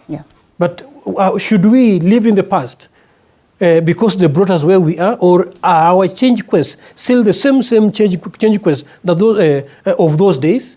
Because as we're talking today, we have an education system which actually our curriculum are being rendered obsolete by technology. There are jobs that you're studying for, yet robotics are doing those jobs. So as a leader, what type of education curriculum should I give my people? You need a robust, dynamic thinker to create a competitive education curriculum. Not a archaic one, which we already know is defeated by technological reforms, but somebody is still stuck there. That's what he's telling you is going to give you for free. So if you ask us to take up leadership, yes, we need a leadership that has continuity. And that's why transition is very key. But we must have a leadership that extremely departure from the traditional way of how we've been doing things. Why should you not create markets? When you don't fail to create markets, you'll have workers in the city, right? If you create markets, people will go to market areas. And the fact that your people want to sell, in fact, they are selling on the road, is an indication enough that tells you that you need to do what? And we were envisaging and looking at an environment where we will not be just talking about healthcare, because healthcare is very capitalistic. But if you cure food care, because with the proper nutrition and a clean environment, actually you would have sorted out the diseases, isn't it? But if you leave people in Kibra, you leave people in Madare, you leave people to eat fast foods that we know are also the GMO modified foods which have side effects, then definitely your people will keep on sick. However much you introduce healthcare or universal coverage, still it will be vicious circle. You'll not be curing your people. Yeah. So we have various robust approach which we are envisaging and looking at our country, where our country could go. And these are the measures that we were using to evaluate our competitors. Because if we look at our competitors, some perfectly do very well, and they are very popular globally for deals. Because their interest is to make sure that China sells its merchandise here, the West continue to enjoy our free and open market. You've even seen trade policies which are quite inverted. Because if you have a tax-free a trade policy with the British or UK in this geographical location, and the rate at which your country is exporting or even selling to you're selling 10%, British is selling 90% to your country, that's not balanced trade. And these are the mentalities that we need to eradicate. Key enemies of this geographical location actually are the leaders and the external forces who manipulate and make sure that we have vulnerable leaders who dance at their whims, who are hungry and greedy for their own, for their deals, at the expense of killing our industries. That's true. We've had issues of the mumias. Why are you? Sugarcane is growing the other side, and the machine is there. You just need to service the machine and pay your people. What is this issue of they must always go down and they have to be resuscitated and you need subsidies? These are, and then you have a market because people want sugar. Yet you find that they close these sugar factories down, and then they import sugar and sell through this company's brand. Okay. It is bad leadership that has brought us to where we are, and that is why we are not having full confidence with either Uhuru or Ruto. Actually, I refer to them as choosing between a fox and a wolf who should eat you, because their track record is clear. I've seen Ruto's track record in the first 10 years. And I've seen Raila's track record also in the previous regimes when he was a prime minister. And the challenge that they have with the external communities, who are their buddies, their business partners, who to us are the economic hitmen who are the danger to the citizen. So if the citizen need to come back and live, we need leaders who have the interests of the citizen at heart. A leader who feels you, do not fleece you. A leader who serves you, do not sacrifice you. Because seriously, how can they promise you justice if you see blood in their hand? How can they tell you they're going to fight corruption and you can see their wallets, their pockets already are swollen by loot that you cannot tell? Pertinent questions right there. But without expounding that further, we all are waiting for that ruling of the Supreme Court. If at all this gentlemen then, or ladies, that is the Azimio team, would present their petition within the stipulated time, and of course a successful hearing as pertaining to the same. But coming back to that declaration and the fact that we've had very many leaders, weighing in on the matter, appreciating the fact that as a country we have done this in a very peaceful manner, and we are yet to experience a proper transition. Would we equate the communication of the transitional team or committee to it being President Uhuru Kenyatta's communication, because Kenyans are worried about his silence? Before I comment on the transition team and the silence of the outgoing president, let me say and remind my elder brother, Dr. Matsanga, that Phillip Kisia is a man who thinks on his own. Okay?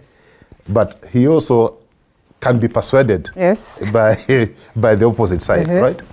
So that's not saying that I'm principled, and I have a record of standing very firm for what is truthful, what is right, at whatever cost. Okay? But at the same time, I've learned to appreciate every milestone that individuals make, because it is through appreciating the milestones that were made that we make ourselves better. But even if you keep on criticizing even the small thing that has been achieved, the milestones that have been met, we'll not be able to move forward. Okay? So avoiding that rear view approach to issues. Then let me also say this, and I'll say it again. I want to talk about two things. One, is what I keep on referring to as zero approach mentality to management. That you believe you must start from zero all the time. That those who have been there before you have done nothing, they have achieved nothing, and therefore you start from zero. You know, you waste a lot of time, energy, and resources to get to where those people were. But if you come in with the mentality that those who are there before me have done something, on a scale of 10, in your own rating, you mark them 3. Start from 3, don't start from 0. Okay? So I'm hoping that those who come in, and I would encourage all of us to take that approach, that you never start from 0. It's only a fool who starts from 0 all the time. But let me again turn to the issue of leadership. Let us avoid referring to human beings as a leader. That is where the problem starts. Okay? That you start looking at a human being as some small god. It is just a human being like you. Okay? There is nothing like a leader. But there are human beings who at a certain point in time have been anointed, have been given they have been given that responsibility to exercise leadership at that point in time. Every human being born, every human being in this world has the capacity to exercise leadership at a given point in time. All of us have that quality, okay? So never dismiss anybody. And that's why in a team of 11, you need all the 11 players to play well to be able to defeat the opponent, right? Now, Uhuru Kenyatta's silence. You know, he's an outgoing president. His pronouncements at this point in time can either build this country or destroy this country. That's number one. All right.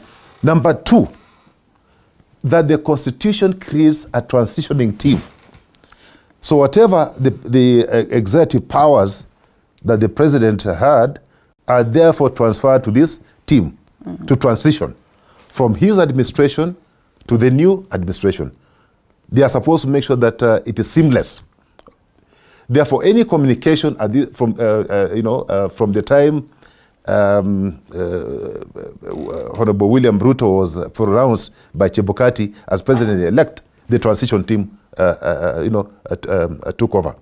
So I think the way President Uhuru Kibaki, I keep on referring to Kibaki, my mentor, President Uhuru Kenyatta has behaved is stately. Okay, he could have had his preferences, that is allowed. He has a constitutional right. You cannot blame me for supporting even Barack Obama, a Democrat. Is there a better Democrat in Kenya than Barack Obama, who is half Kenyan? Is there? No. But when he was leaving office, he had his preferred choice. But when the Americans made a decision, he respected that decision. So I'm seeing President Uhuru Kenyatta in a similar situation. Yes, I had my preference, but if Kenyans have pronounced themselves, who am I to say no? Or who am I to say yes? Okay? So I would expect that the president will start making pronouncements immediately after the Supreme Court has made its pronouncement. Then you'll see Uhuru Kenyatta. Of course, after that, I don't expect him to remain silent, because if he does, then I think he will have failed Kenyans. Right? He's preparing, and I've seen Honorable Rigathi saying that this man is silent. I think that's how a statesman behaves. Now that there are decisions that have been made, what do you expect this man to say? I mean, when his friends, like those ones that are in, leaders across the different parts of the country, we've seen Ramaphosa speak, we've seen Buhari You see, it's different. Yeah. The regional presidents, they have to say something. Okay. Because somebody has been pronounced, they cannot remain silent. Okay? But Uhuru Kenyatta is in a different space. He is still the president and commander-in-chief. Okay?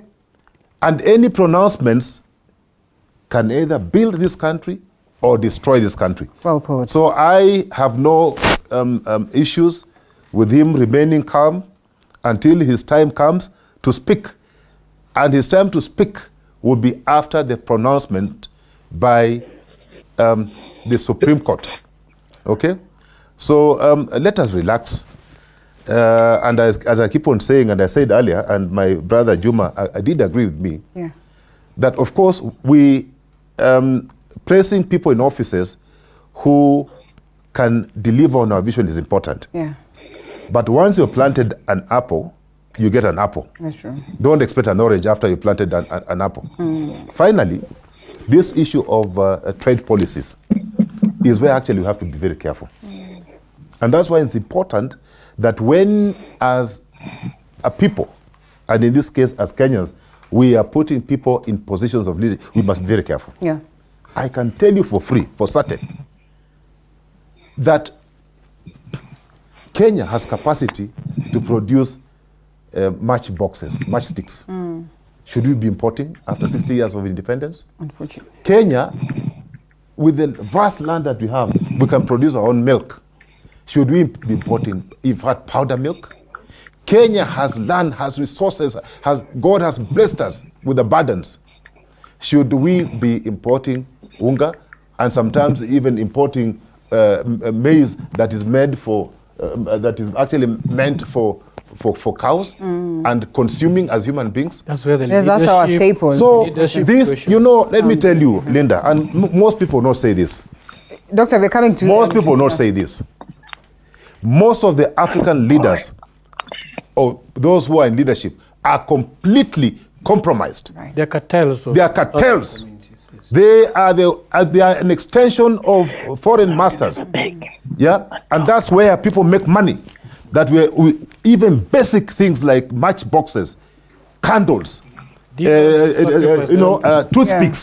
and what have you, and food is important because that's where people are making money. And this is what we ask. In fact, if that doesn't stop during our, because I don't know, I'm sure him, God allowing, through natural petition and myself and Dr. Matsanga and the rest of us, we probably have another 20 years to live, 25 years if God is very graceful. But if that does not change in our time, I am hoping that our children will take drastic measures to make sure that that changes. We cannot afford to live the way we are living as Africans. Now, that's we must change. We must change Kenya. We must change Africa by ensuring that those foreign masters, wherever they're sitting, do not control us from where they are. We're looking at Magufuli, who really was a little bit radical. That's why he went down. That's why he went down. But and we speak about social contracts. And we also speak about social contracts that are very, very important because these ones are the ones that guide a nation, even in moments of having investors to come in when there are these bilateral talks between other nations and all that. If you don't have it proper or if you don't have yours solid, then these ones are going to take advantage. Just allow me briefly. Yes, we're coming to you, Doctor. There was a time I was at a very early age elected as the chairman of the business community. I was in my early 30s, mid-30s. And I can tell you, because of my firmness, I refused to take what people used to call donor funding. Yeah. Because these characters came with a lot of money, said, we're going to fund your programs. We're going to fund your programs. And these are our conditions. I was given a huge book like this one to read within 24 hours. And I said, you know what? I will not sign that book. I must give it the time. Then they went and, now approached the business community. I said, we are going to bring so much money, but this young man has refused to sign the document.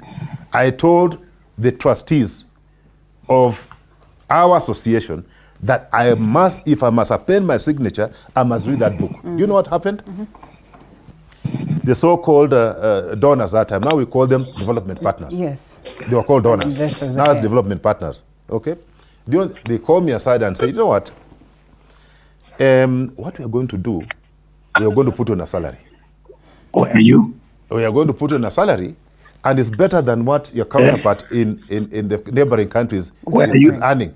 I said, to hell, I don't need that money. I have survived without your money. If that document is not good for this city, I will not sign it. You know what I discovered? that out of the money we are getting, 90% was going back into consultancy, back to their people. Only 10% was being retained here. Was that good for this country? Definitely. Was that good for this city? I refuse to sign it. Gentlemen, allow us to take a short break and then we come back to you, Dr. Matsanga, on the very same note. As a country, how do we make sure that we have social contracts that are strong enough for us to challenge some of these, donors, investors that would come into disguise as though they are coming to bring goodness to the country. But we all understand that as well, new colonialism is at play. And we have our leaders always dancing to their tune. And so we take that break, come back to that.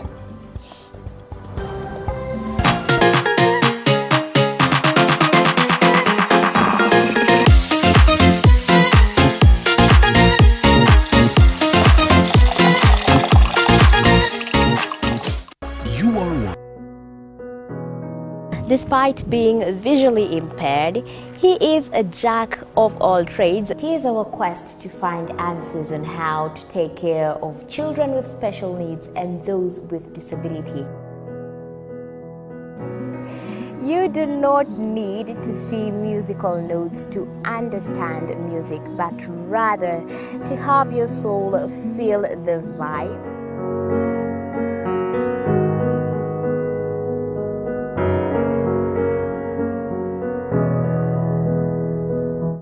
Actually, for us to make a wheelchair, we have to take measurements of the user. After doing my assessment, I get to know.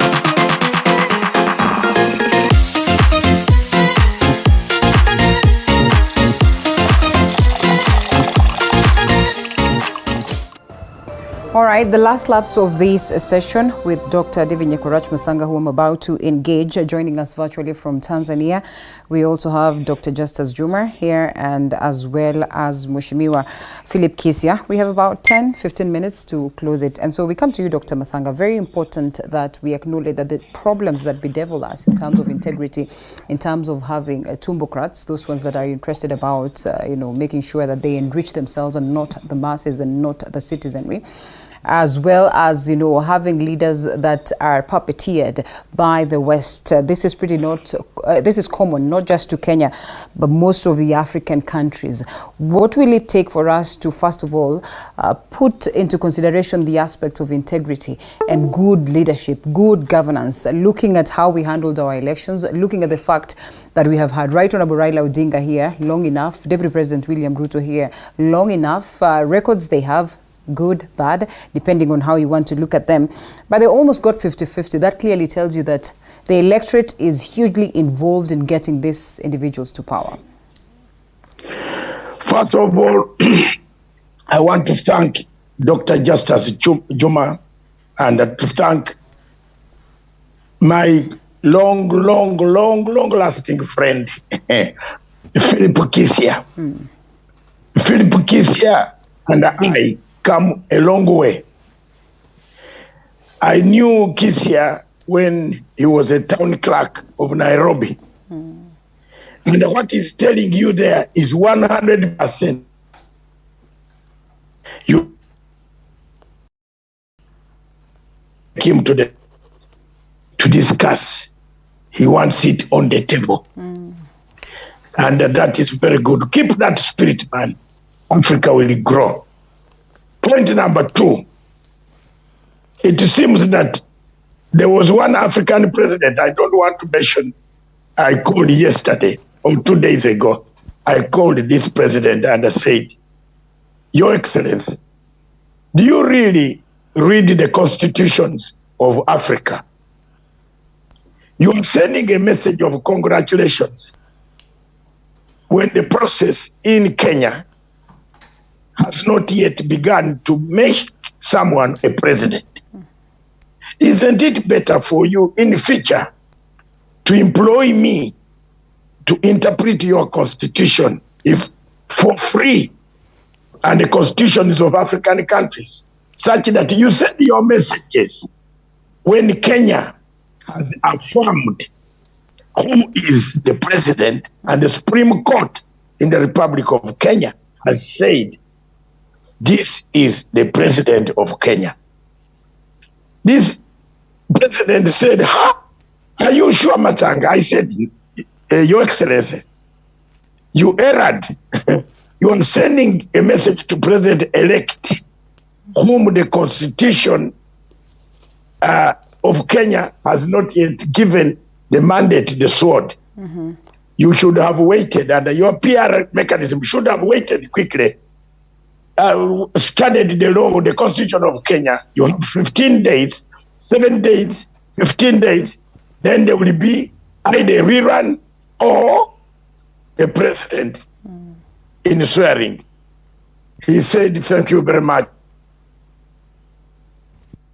All right, well, a bit of a hitch there. But yes, I think what exactly I was asking, that President Uhuru Kenyatta is silent. We have seen other global leaders coming out to congratulate the president-elect and as well giving this process a clean bill of health. But yes, just coming back to that aspect of integrity and all that, and I know you have articulated on it, but we need to build on it some more as we come to a close. That it's very important that we are keen on the question of integrity, right, and as well understand what kinds of leaders that we bring on board.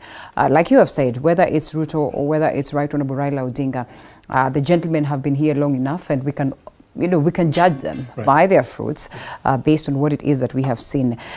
There are instances where we're talking about the fact that Kenya is ripe for a revolution. I remember this being mentioned by the likes of, the Wiper Party leader, and we ask ourselves, are we ripe for a revolution, or maybe we have matured to go beyond these talks of a revolution, in as much as we are unanimously agreeing that the country is not headed in the right direction? Revolution can be revolution of the ballots. There can be resistance through the arms, which also do occur when the legal processes are captured. And like these cases where we are going through, Linda, I had a nice discussion at Bomas with some legal officers of IEBC, and we had very mature discussion regarding the legal reforms. And sometimes when you listen to them, they are kind of like also crying foul, to a point that you wonder if they are the IEBC officials who already have constitutional guidelines and they're still crying foul that they face resistance. They say they are forces. And that's what, even when I'm talking to Dr. William Ruto or Raila, I would rather Raila lose fairly and Ruto wins justly, such that the process, let the winner. And then I'm talking about the 5 million, over 5 million people who voted for what? For Raila, or about 50% who voted for Raila, and about 50% plus who voted for Ruto. Let those individuals sit pretty knowing that their system is serving them and working for them, that majority can have their way and minority can have their say. But the moment when we have infiltrations, we have illegalities, we have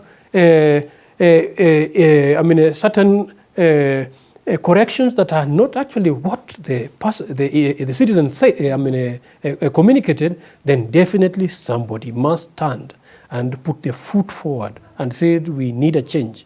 And these changes are what we are pushing for.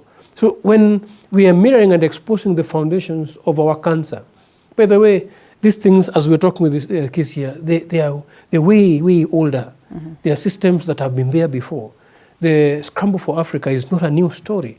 There are policies that had been put in place. These policies are affecting our education curriculums. These policies are affecting our trade policies. They are affecting our foreign policies. And then sometimes you'll even realize that Africans don't have foreign policies per se, because they are dictated. And to a point that it even affects your identity, your self-worth, how you think. Some extent, they've even portrayed that being white is much more, and I'm not saying, even in the journalism, if you are lighter, you're Indian or you're black, we've seen all of these racial mindset that are played in our face. And these are inferiority influence that we are receiving from the colonial infrastructure that we inherited. These infrastructures are even there in Christianity. Because if you look at somebody wrote a book on the New World Order and the institutions and the order of what they were functioning on, and one target was religion. And the conglomeration of religious organization organize it into big umbrella, whether it is World Church Council and have maybe African and have Kenyan version, which are all answering to the same wow. who have designed what they want to be presented as religion. Wow. So all this mind conditioning are what when somebody is talking about revolution. We need extreme departure from that conditioned thinking, where you are linear, guided towards your own slaughterhouse without you knowing, and you're working on it, and you're fueling it. You're the one who propel and accelerate it. And Kisia, when I was talking about leadership, as we sum it up, as I sum it up, leadership is key, because leadership is not just a tyranny and impunity. We have bad leadership and we have good leadership. Right. I think it's John Maxwell. Are we on? Yes, we are on. Yes, it's John Maxwell who gave guidelines of 21 irrefutable laws of a good leader. A person who leaves legacy, a person who inspires growth, a person who can influence, a person who can connect, a person who have intuition, a person who can add value to others. So when you're looking at Kenya as a nation, what do you need, or what legacy are we going to talk about, or what growth, or what value addition do we need in this current dispensation? So if you have a leader who instead of adding value they take away, then definitely that's a bad leader. Wow. If instead of influencing you positively, they influence you badly, those are bad leadership. So those are the benchmark we should be using to determine whether this person who is coming into power, is it somebody who is good for the land, or is it a bad leader who is going to ruin us? And some already have exhibited those traits of bad leadership. So when we allow them to occupy space, definitely we know where we will end. So I hope that we can hope for a better Kenya. As we sum it up. I know you're running out of time and you need your commercials so that you can pay your bills, but this is important. You've called us here. We've been here very early. Now, number one, I beseech the Kenyans to remember that Kenya belongs to all of us, and we should not take peace for granted. We've been peaceful for 60 years. Let us continue working as one Kenya, and putting Kenya first before all of us. The other thing is our religious leaders. Let them preach peace, like that evangelist. Peace, peace, peace. Let them not lean on any side, because at the end of it, all of us expect them to provide leadership when we find ourselves between a hard place and a rock. Okay. We also expect that the judiciary will do its job expeditiously, fairly, so that we can dispense off with this matter as quickly as possible. To my two friends, because they're my friends. These are people I interact with. Honorable William Samoei Ruto and Honorable Mzee Baba Raila Amolo Odinga. That remember, leadership comes from God. That as human beings we've done all that we would have done. Let us leave whoever God anoints to provide leadership for this country. Finally, to the youth of this country, you have a responsibility to liberate Kenya, to liberate yourselves, to liberate Africa by thinking, using your heads, not your stomach. Well put. Dr. Justus Juma, Justice and Freedom Party leader, as well as governance and management expert, and also former town clerk of Nairobi. That is Honorable Phillip Kisia. Asante sana. Dr. Matsanga, your parting shot as we close.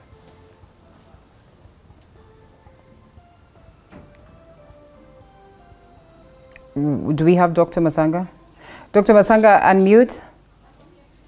All right, we might need to close as we fix that. Dr. Matsanga, I hope we get a hold of you some other time in studio. No, I am here. Yes. Make it very brief because we have to. I am making it brief. Those gentlemen have stolen my minutes. So when I come to the studio... It is the network, Doctor. Next week, I will take, but I want to thank Kisia, younger man, my younger man, Kisia, I'm proud of you. And I want to thank my younger man, Dr. Juma, I'm proud of you. Thank you. The only thing that I want to say to Kenyans, maintain peace, maintain all the unity of purpose that President Uhuru Kenyatta brought to this country for the last 5 years. Let's work together. We are gathering evidence. We are going to produce it, put it in court. All documents, movements, telephones, conversation, imagery will be in court. It will be a very interesting story. If the judges decide on that day, we shall take whoever becomes the president. I have done my bit. I have been a friend of President Uhuru Kenyatta, and I want to thank him and to thank the people of Kenya that since I entered here 15 years ago to solve the problem of ICC, yes, Doc, I am vindicated, and thank you very much for your television to host us. But thank you. Keep this team together of Juma, Kisia, and Matsanga. We interact very well. We Thank don't you. quarrel. We don't quarrel. And for you, Linda, and your team behind there, we have gone through all this. Thank Together. you very much. Asante sana, Dr. Matsanga. We look forward to have you in studios next time. Yes, please come back to Kenya, yeah? Thank you so much. There, we cross over to Mombasa County. Petronila Goren on standby.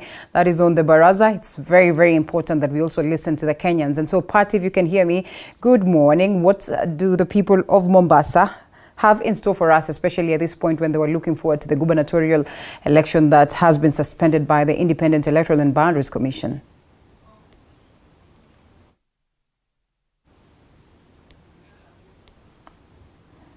We've lost Pat. We take a short break. All right, Pat, you back? Wakatuahidi laptop na hazikuwepo. Kwa hivyo tunaamini pia katika hii manifesto yake ambayo ametuahidi. Kuna mambo mengi. Thank you, Linda. Good morning to you and our viewers. From here in Mombasa, it's a bright morning. And today I'll be engaging a section of Mombasa residents in discussing national and county politics. We have witnessed that in the just concluded elections of the 9th August, we've seen a lot of discussions going on countrywide, including discussions on IEBC, whether they did carry out a free and fair election. We've also seen one of the presidential candidates, who is Raila Amolo Odinga, rejecting the results. We've also seen a number of commissioners, to be specific, coming out and saying that they will not, or they should not be included in the declaration of the presidential results. And yesterday we also witnessed a statement from the IEBC postponing Kakamega and Mombasa and other elections that were supposed to be carried on 23rd of August. And so I'll just be engaging Mombasa residents to give their opinions in regard to that. Now, Linda, allow me to speak to them. We have a myriad of issues this morning to discuss. Now just allow me to speak to them. Asanteni sana kwa kukubali kuzungumza na runinga ya TV47. Mmerauka sana, shukran. Na naomba tu uweze kujitambulisha na kila mtu ambaye atapata nafasi ya kuzungumza aweze pia kujitambulisha kwa watazamaji wetu. Tukianza na wewe, jitambulisha na utueleze. Tumeona kuwa makamishna wale wanne wa tume ya IEBC waliweza kujiondoa na kujitenga na rasmi na kujitenga na matokeo rasmi ya urais. Je, maoni yako ni yapi kuhusiana na hilo? Na pia tuliona hapo jana mwenyekiti wa tume ya IEBC Chebukati, Wafula Chebukati, akisema kuwa wale makomishona walikuwa wanataka yeye atangaze kuwe na uchaguzi mwingine ambao tunaita kwa kimombo rerun. Labda kwa mtazamo wako una yapi ya kusema? Asante sana. Majina yangu ni Daniel Wambua, mchanganuzi wa siasa katika Bunge la Mwananchi Mombasa. Ningeomba kusema kwamba nishukuru wa Kenya wote kwa jumla kwa kujitokeza, kwa kuwa na kampeni nzuri, wakajitokeza wakapiga kura hata ingawa idadi haikuwa 100%. Ni washukuru kwa kupiga kura kwa wingi wale ambao walijitokeza. Nishukuru wa Kenya kwa kuwa na utulivu kwa kungoja matangazo ama hesabu ya kura kwa karibu wiki nzima. Nishukuru wa Kenya kwa kupokea results ama tangazo la IEBC na kukawa na utulivu Kenya nzima. Hatujaona furugu. Kwa hivyo ni ushindi kwa Wakenya wote. Nashukuru Wakenya kwa jumla. Pili, upande wa commissioners ama upande wa IEBC, Chairman wa IEBC Bwana Wafula Chebukati hapo mwanzo alikuwa ameahidi wa Kenya kwamba this time round atafanya uchaguzi wa huru na haki, na akatuambia itakuwa ni transparent, na akatupa nafasi hadi sisi kama wa Kenya tuwe tunaanza angalia matokeo tukajihesabia wenyewe. Hata kabla hajatangaza tuwe tunajua mshindi ni yupi, bora tu tusitangaze kama sisi. Aka-upload form 34A katika portal ya IEBC. Tukapiga mahesabu wale ambao walikuwa na uwezo, lakini tulikuwa tunajua ushindi vile yani matokeo vile yatakuja kuwa. Bado tulikuwa tunamsubiria atangaze, na akatangaza vile vile. Hata ingawa katikati tulikuwa tunaona labda huenda kulikuwa nile alikuwa anasema intimidation, kulikuwa na pressure kutoka political parties, political affiliation, tukajua uende kaadhiri. Lakini baadaye Chebukati alisema na msomo wake wa IEBC kwamba atatoa kile ambacho atapata kamili. Kama ni mwenye atashinda atamtangaza bila kuogopa yoyote. Pande wa commissioner imedhirika wazi kwamba kuna mgawanyiko kidogo katika IEBC. Hii mgawanyiko si mara ya kwanza, imekuwa mgawanyiko hata 2013, 2017 kumekuwa na mgawanyiko. Shida ni kwamba wale ambao wana apply ile kazi wanaletwa na mirengo ya vyama ama na wakuu wa vyama ndio wanaleta watu wao wawasilishe pale ndani. Hawafuati ile ambayo ina taratibu ambayo inafaa ya qualification as individual. Mwenye amesomea una stakabadhi ambazo zinastahili, una apply kazi individual. Wanashikwa mikono na watu ambao ni viongozi wa vyama.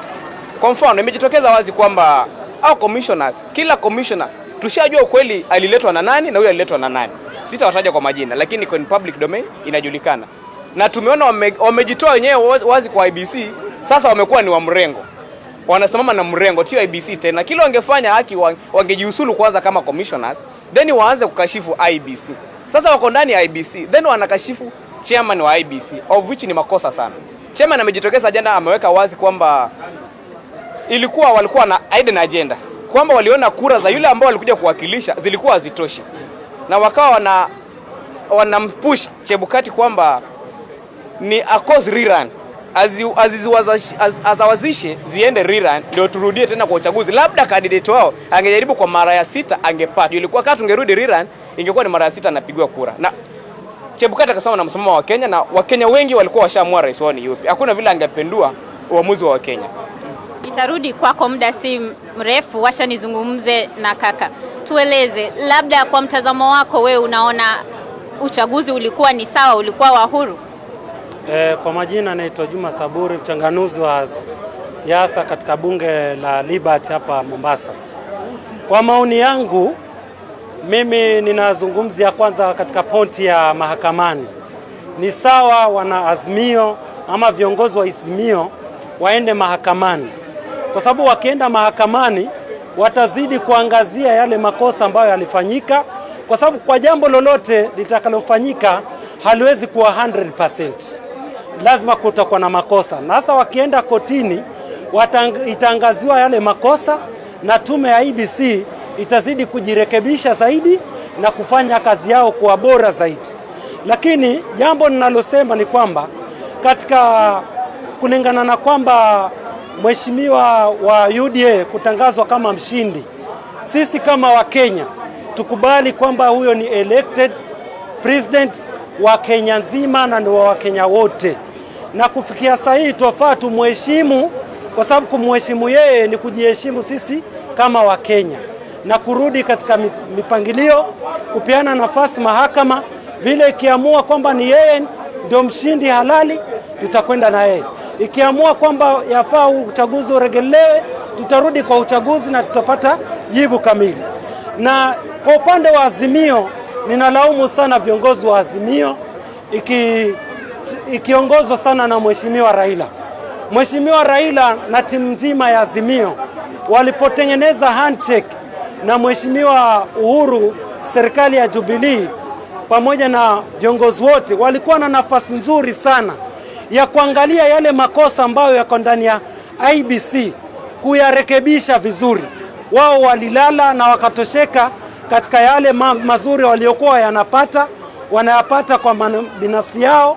Ikabidi wakalala mpaka dakika za mwisho hawakushughulika kurekebisha yale makosa ambayo yako katika IEBC na kurekebisha mambo katika mahakama.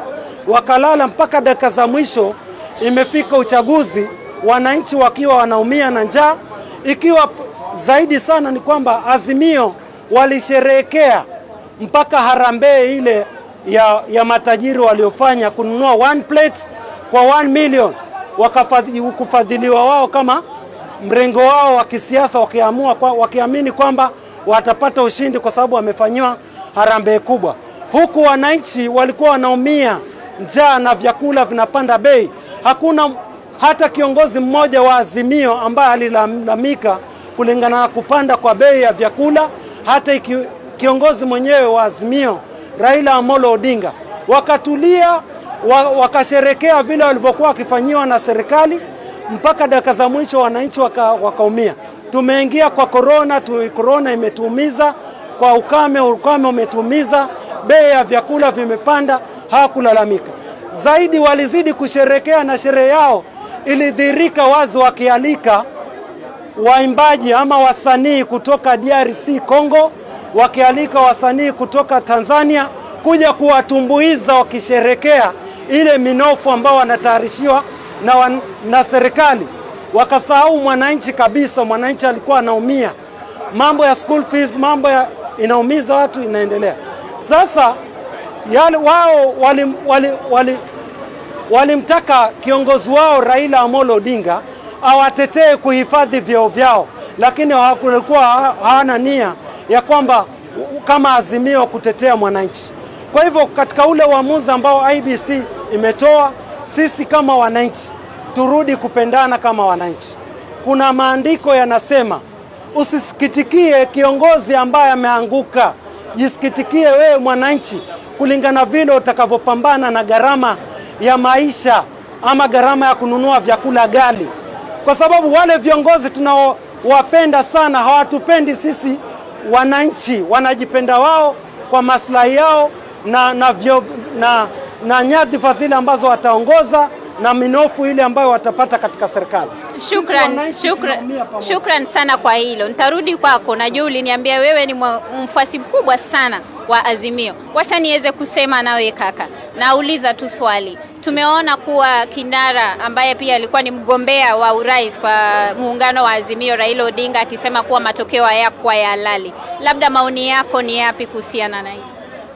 Kwangu kwa majina naitwa Wesley Reremoi, mkaaji wa hapa Mvita.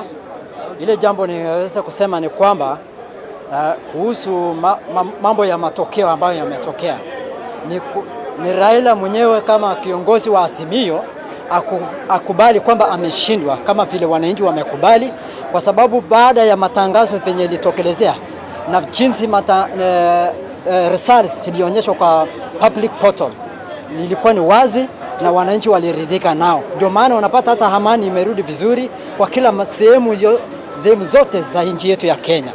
So tunaambia Raila, and we are urging Raila as the leader of Azimio, kwamba to concede with the results what has been announced in IEBC.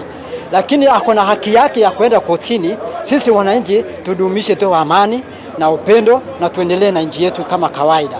Lakini Azimio kiongozi mwenyewe Raila anaweza enda kotini, hatuwezi mkataza, lakini ni haki yake kwenda kotini. Labda tu tuzungumuzie swala la mwisho. Tumeona kwa uchaguzi katika kaunti ya Mombasa ambao ilikuwa ufanyike tarehe 23 umeweza kuahirishwa. Labda maoni yako ni yapi? Na tumeona kuwa mwenyekiti wa IEBC amesema kuwa kuna kutishiwa kwingi kwa maafisa wa IEBC. Tanguliza na majina yako kaka, naomba usimame hapo. Kwa majina kamili naitwa Ali Mwang'ombe Kengo. Mimi kwa maoni yangu, mimi kitu ambacho naomba serikali, huyu rais wetu mtarajiwa Samuel William Ruto, mimi naomba huyu aapishwe, ndio kama ni uchaguzi wa magavana uendelee Mombasa. Shukran. Labda niseme tu na wengine wawili, njoo kaka. Naam, kwa majina naitwa Jumangala. Kwa maoni yangu mimi naona Chebukati hajafanya vizuri, kwa sababu uchaguzi, jambo la kwanza alisema yuko tayari kwa uchaguzi. Baada ya siku kadhaa uchaguzi umekaribia, Chebukati anatuambia Mombasa Kakamega sijui uchaguzi kwa nini. So ule tayari yeye inaonekana alikuwa hayuko tayari Chebukati, na sasa hivi ameharisha tena. Watoto wanataka kurudi shule, sasa zile shule zingine zitatumika kwa hiyo mambo ya uchaguzi hapa Mombasa. So anaona anatukoroga kabisa, kwa sababu ukizidi kwenda mbele pia hiyo siku kuna kama almost siku mbili za yani zitaharibika hiyo siku ya uchaguzi. So mimi naomba afanye mambo ya haraka, watu wamalizane na mambo ya uchaguzi, waingie kwa mambo ya uchumi, kwa sababu Kenya sasa hii imefika mahali pabaya. Shukran sana kwa maoni yako Linda. We will be following up these views and summarizing it for our viewers. We'll be speaking to other residents from different constituencies here in Mombasa and share it in our subsequent bulletin. Now back to you, Linda. Thank you so much, Patronila Goren, Mombasa County. It's now time that we take a short break, and still on the Baraza, we'll be having Chichi Josephine joining us from Nakuru County alongside the people of Nakuru after this break.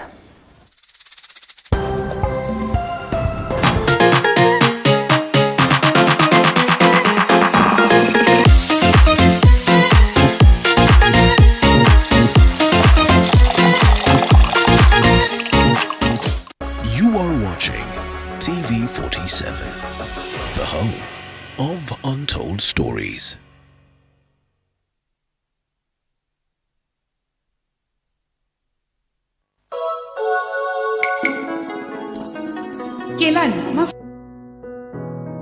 Despite being visually impaired, he is a jack of all trades. It is our quest to find answers on how to take care of children with special needs and those with disability. You do not need to see musical notes to understand music, but rather to have your soul feel the vibe.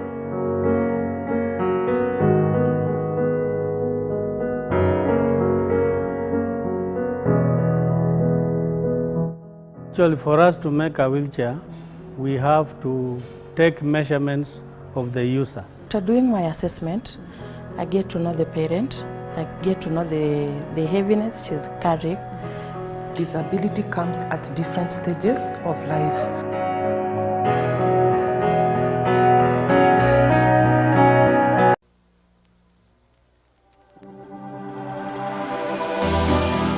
How well do you know what's happening around you?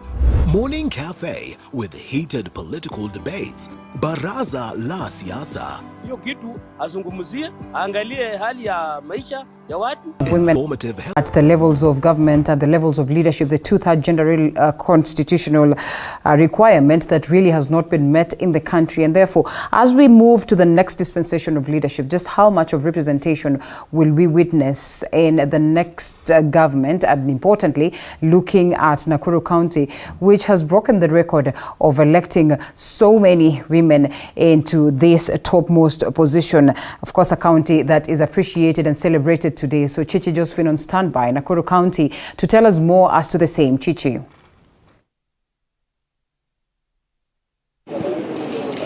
Yeah, Linda, very good morning to you. And by the way, Nakuru County is it's no more known as Nakuru County, but rather right now is Nakuru Girls, simply because of the number of women that have been elected in different positions right here in Nakuru County. And of course, to tell you, according to the Constitution, Article 18 is that, of course, it states that a number of no elected positions or rather bodies will be able, of course, to access or rather to be able to take a number of 2/3 of same gender. And of course, in Nakuru County, it seems that these particular principle have been considered, having quite a number of women who have been elected, of course, starting with the governor or the gubernatorial position that has been, of course, given to Susan Kihika, who is the incumbent senator in Nakuru County.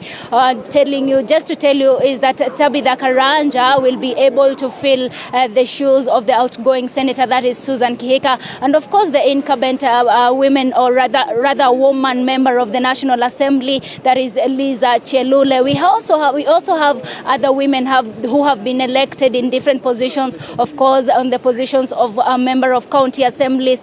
But this has made a tremendous move, especially in Nakuru County. Of course, residents having a lot to speak about. And like I've told you, residents are now talking of Nakuru Girls and not Nakuru County. Therefore, Linda, allow me to talk to residents evidence. Will be telling us how they've embraced the whole thing of electing women in different positions, and if they have faith in them that they will be able to lead this particular county. Therefore, karibia hapa nieleze, muliweza kuchagua wanawake, tukuanza kutanguliza na yule ambaye ni Susan Kihika, mkamchagua yule ambaye ni Tabitha Karanja, Liza Chelula. Kuna wanawake wengi tu katika kaunti ya Nakuru. Ni kumaanisha ya kwamba nyinyi mmeweza kuamini ya kwamba wanawake wanaweza ongoza? Mimi kwa majina yangu naitwa John Mwangi, ama chairman wa kwenye nafanyia kazi. Kitu ya kwanza tumeonelea ya kwamba kama wamama wanaweza tufanyia kazi mzuri, na wamama nao hawanaga kiburi sana. Na tukiangalia sana wamama ni watu pia kwa ofisi yao inakuwaga wasi, na wanakuwaga na wakati mzuri wa kusemesana na mtu yoyote mwenye ameingia kwa ile ofisi. So ndio maana sisi wakaaji wa Nakuru tukaonelea ni vizuri tuwape hiyo nafasi, angalau tuweze kupeleka mashida zetu ndani ya maofisi zao na waweze kutusikiza. Sisi tuko na imani na Susan Kihika kama gavana wa Nakuru, na mimi kama mkaaji wa Nakuru na mfanyabiashara wa Nakuru, mimi najua atanisikiza. Kwa maana wakati alikuwa anapiga siasa walisema watakuwa kisikiza kila mtu, na wakati walikuwa anapiga siasa hiyo maoni ndio sisi tulichukulia na tukaona ni watu wa kuaminiwa uongozi wote. Sasa sisi tunaona ya kwamba tunauliza ni siku gani Susan Kihika atapewa kiapo na aweze kutekeleza Nakuru County kwa njia yenye inafaa. Mimi kama kwenye nafanyaga biashara nimekuwa nikizunguka sana na mashida mingi, na mimi najua mimi ni chairman wa penye nafanyia kazi, na mimi najua kabla Susan Kihika apange Nakuru, sisi kama machairman ama mairoda mahali popote ataweza kuita mkutano ndio atupange. Ningependa Susan Kihika kama gavana wa Nakuru uweze kutuwakilisha kwa njia yenye inafaa, alafu ground yako usiwe na maburoka wengine wanafanyaga mtu asiweze kukufikia ofisi yako, kwa sababu wakati mingi unapataka tukitaka kuingia ndani ofisi ya gavana kuna wadogo unapata hiyo nafasi hauna. Tungependelea kama gavana wa Nakuru tusiwe na hiyo kizuizi cha mtu yoyote kuweka broko hapo. Tukikuhitaji tunakupata, na alafu ukitufanyia kazi mzuri pia tutakuongezea wakati hiyo mwingine. Pia tunafurahia kwa upande wa MP, pia tuliaminia wamama, sababu kila mahali tunaonaga wamama wenyewe ni watu wa kujitolea kazi kabisa. Hata huko ground unapataga wamama wa soko ni wengi na wanamkaga mapema ndio kuweza kulisha watoto, na wamama ni watu wenye furaha na ni watu wenye moyo safi kabisa.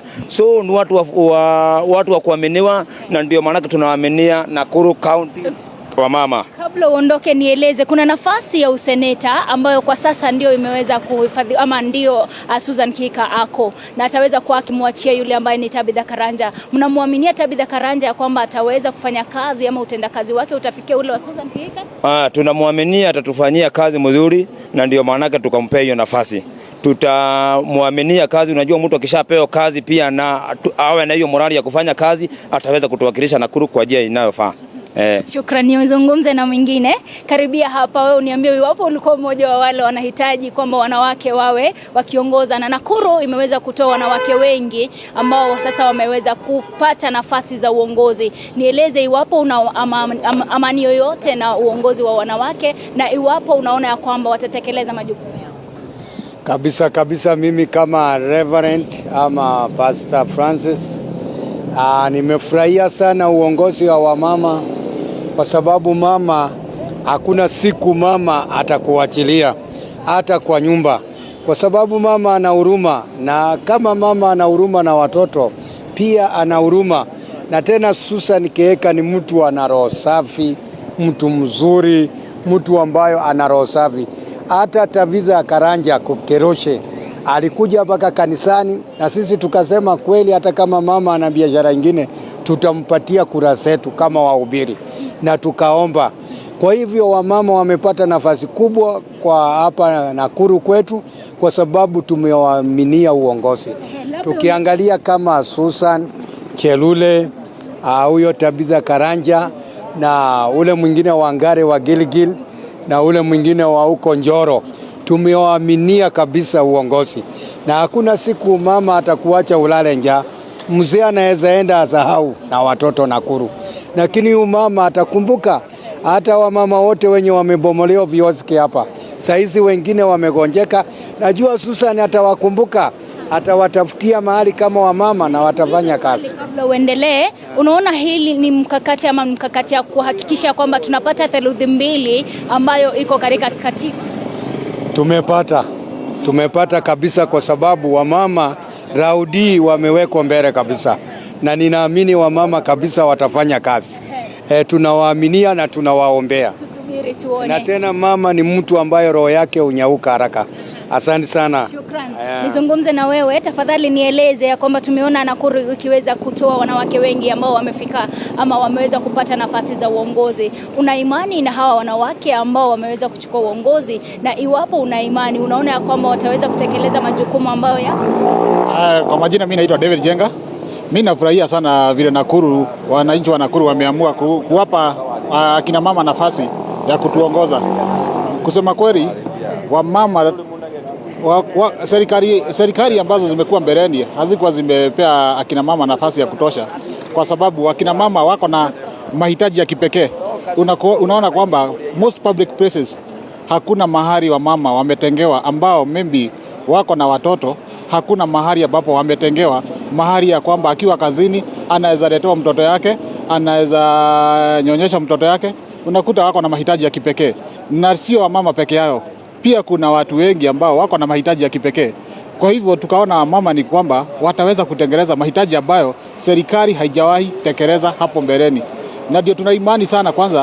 Kwanza huyu gavana wetu Susan Kihika, tuna imani ya kwamba yeye ni kiongozi ambaye anaweza kuangalia mambo kwa ubari sana, na anajua mahitaji ya wananchi kabisa, na ameweza ukiangalia kampeni yake ameweza kupenya kwa ground kabisa. Yeye hakutumana, yeye ilibidi aingie kwa ground kabisa ili aweze kuelewa shida za wananchi ambazo watu wengi hawajaweza kuzielewa.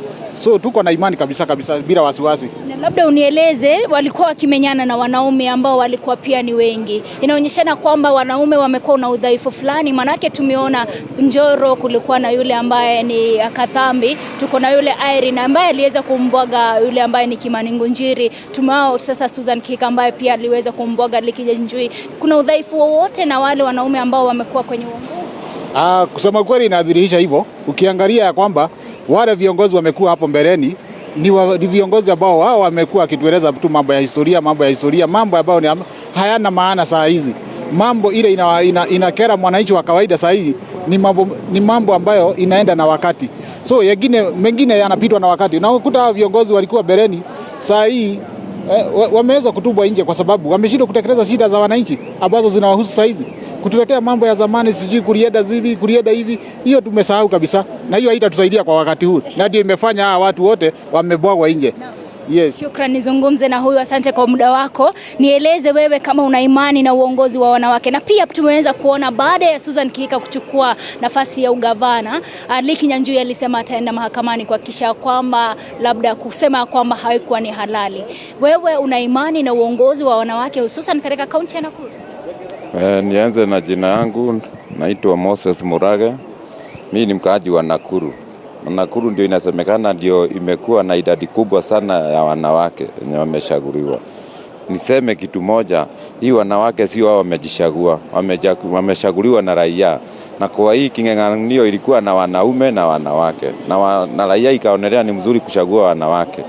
Tuangalie kama mtu Likija Njui amekuwa gavana wa hii county kwa miaka 5.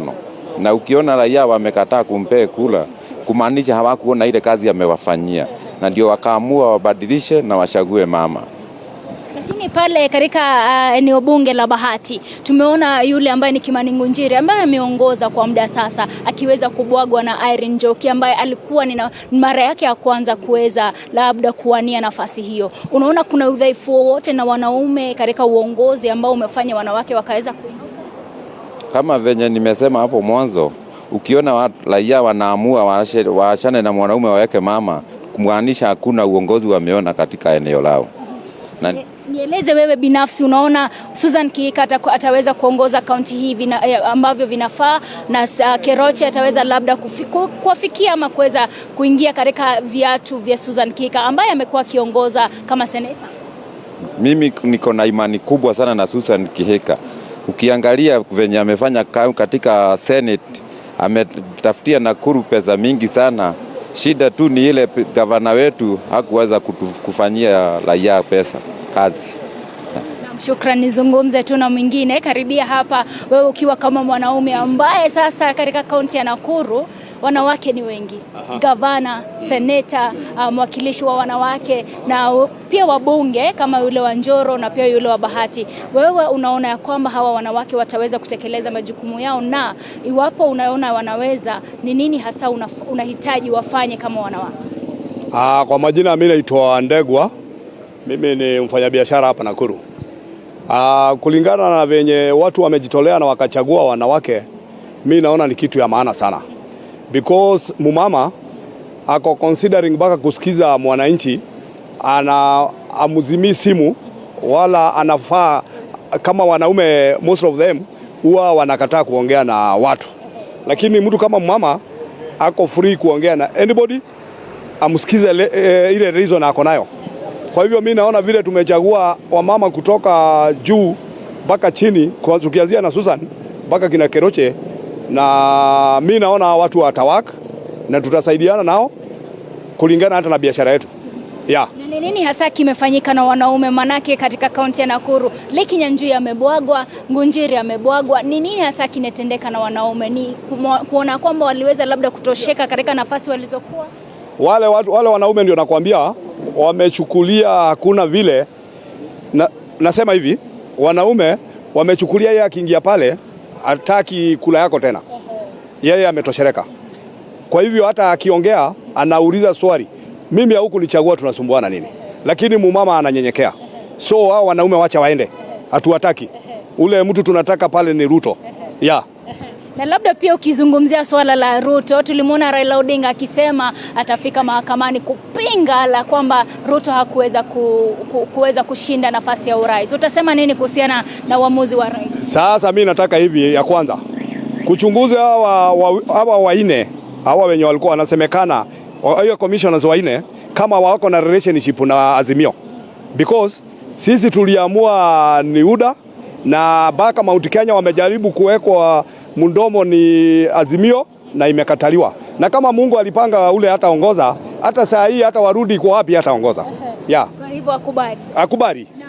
Shukrani. Nizungumze na mwingine. Karibia hapa kakangu, nieleze wewe kama mkazi wa Nakuru. Tumeweza kuona kwamba wanawake wamechukua nafasi za uongozi wakiwa wengi sana. Je, unaridhishwa na swala hilo, na iwapo una imani ya kwamba uongozi wa wanawake katika kaunti ya Nakuru unatosha? Bila shaka sina budi ila kukubali tu uongozi wao, ya kwamba uongozi pia inatokana na roho ya mtu. I know even the women can do better than men.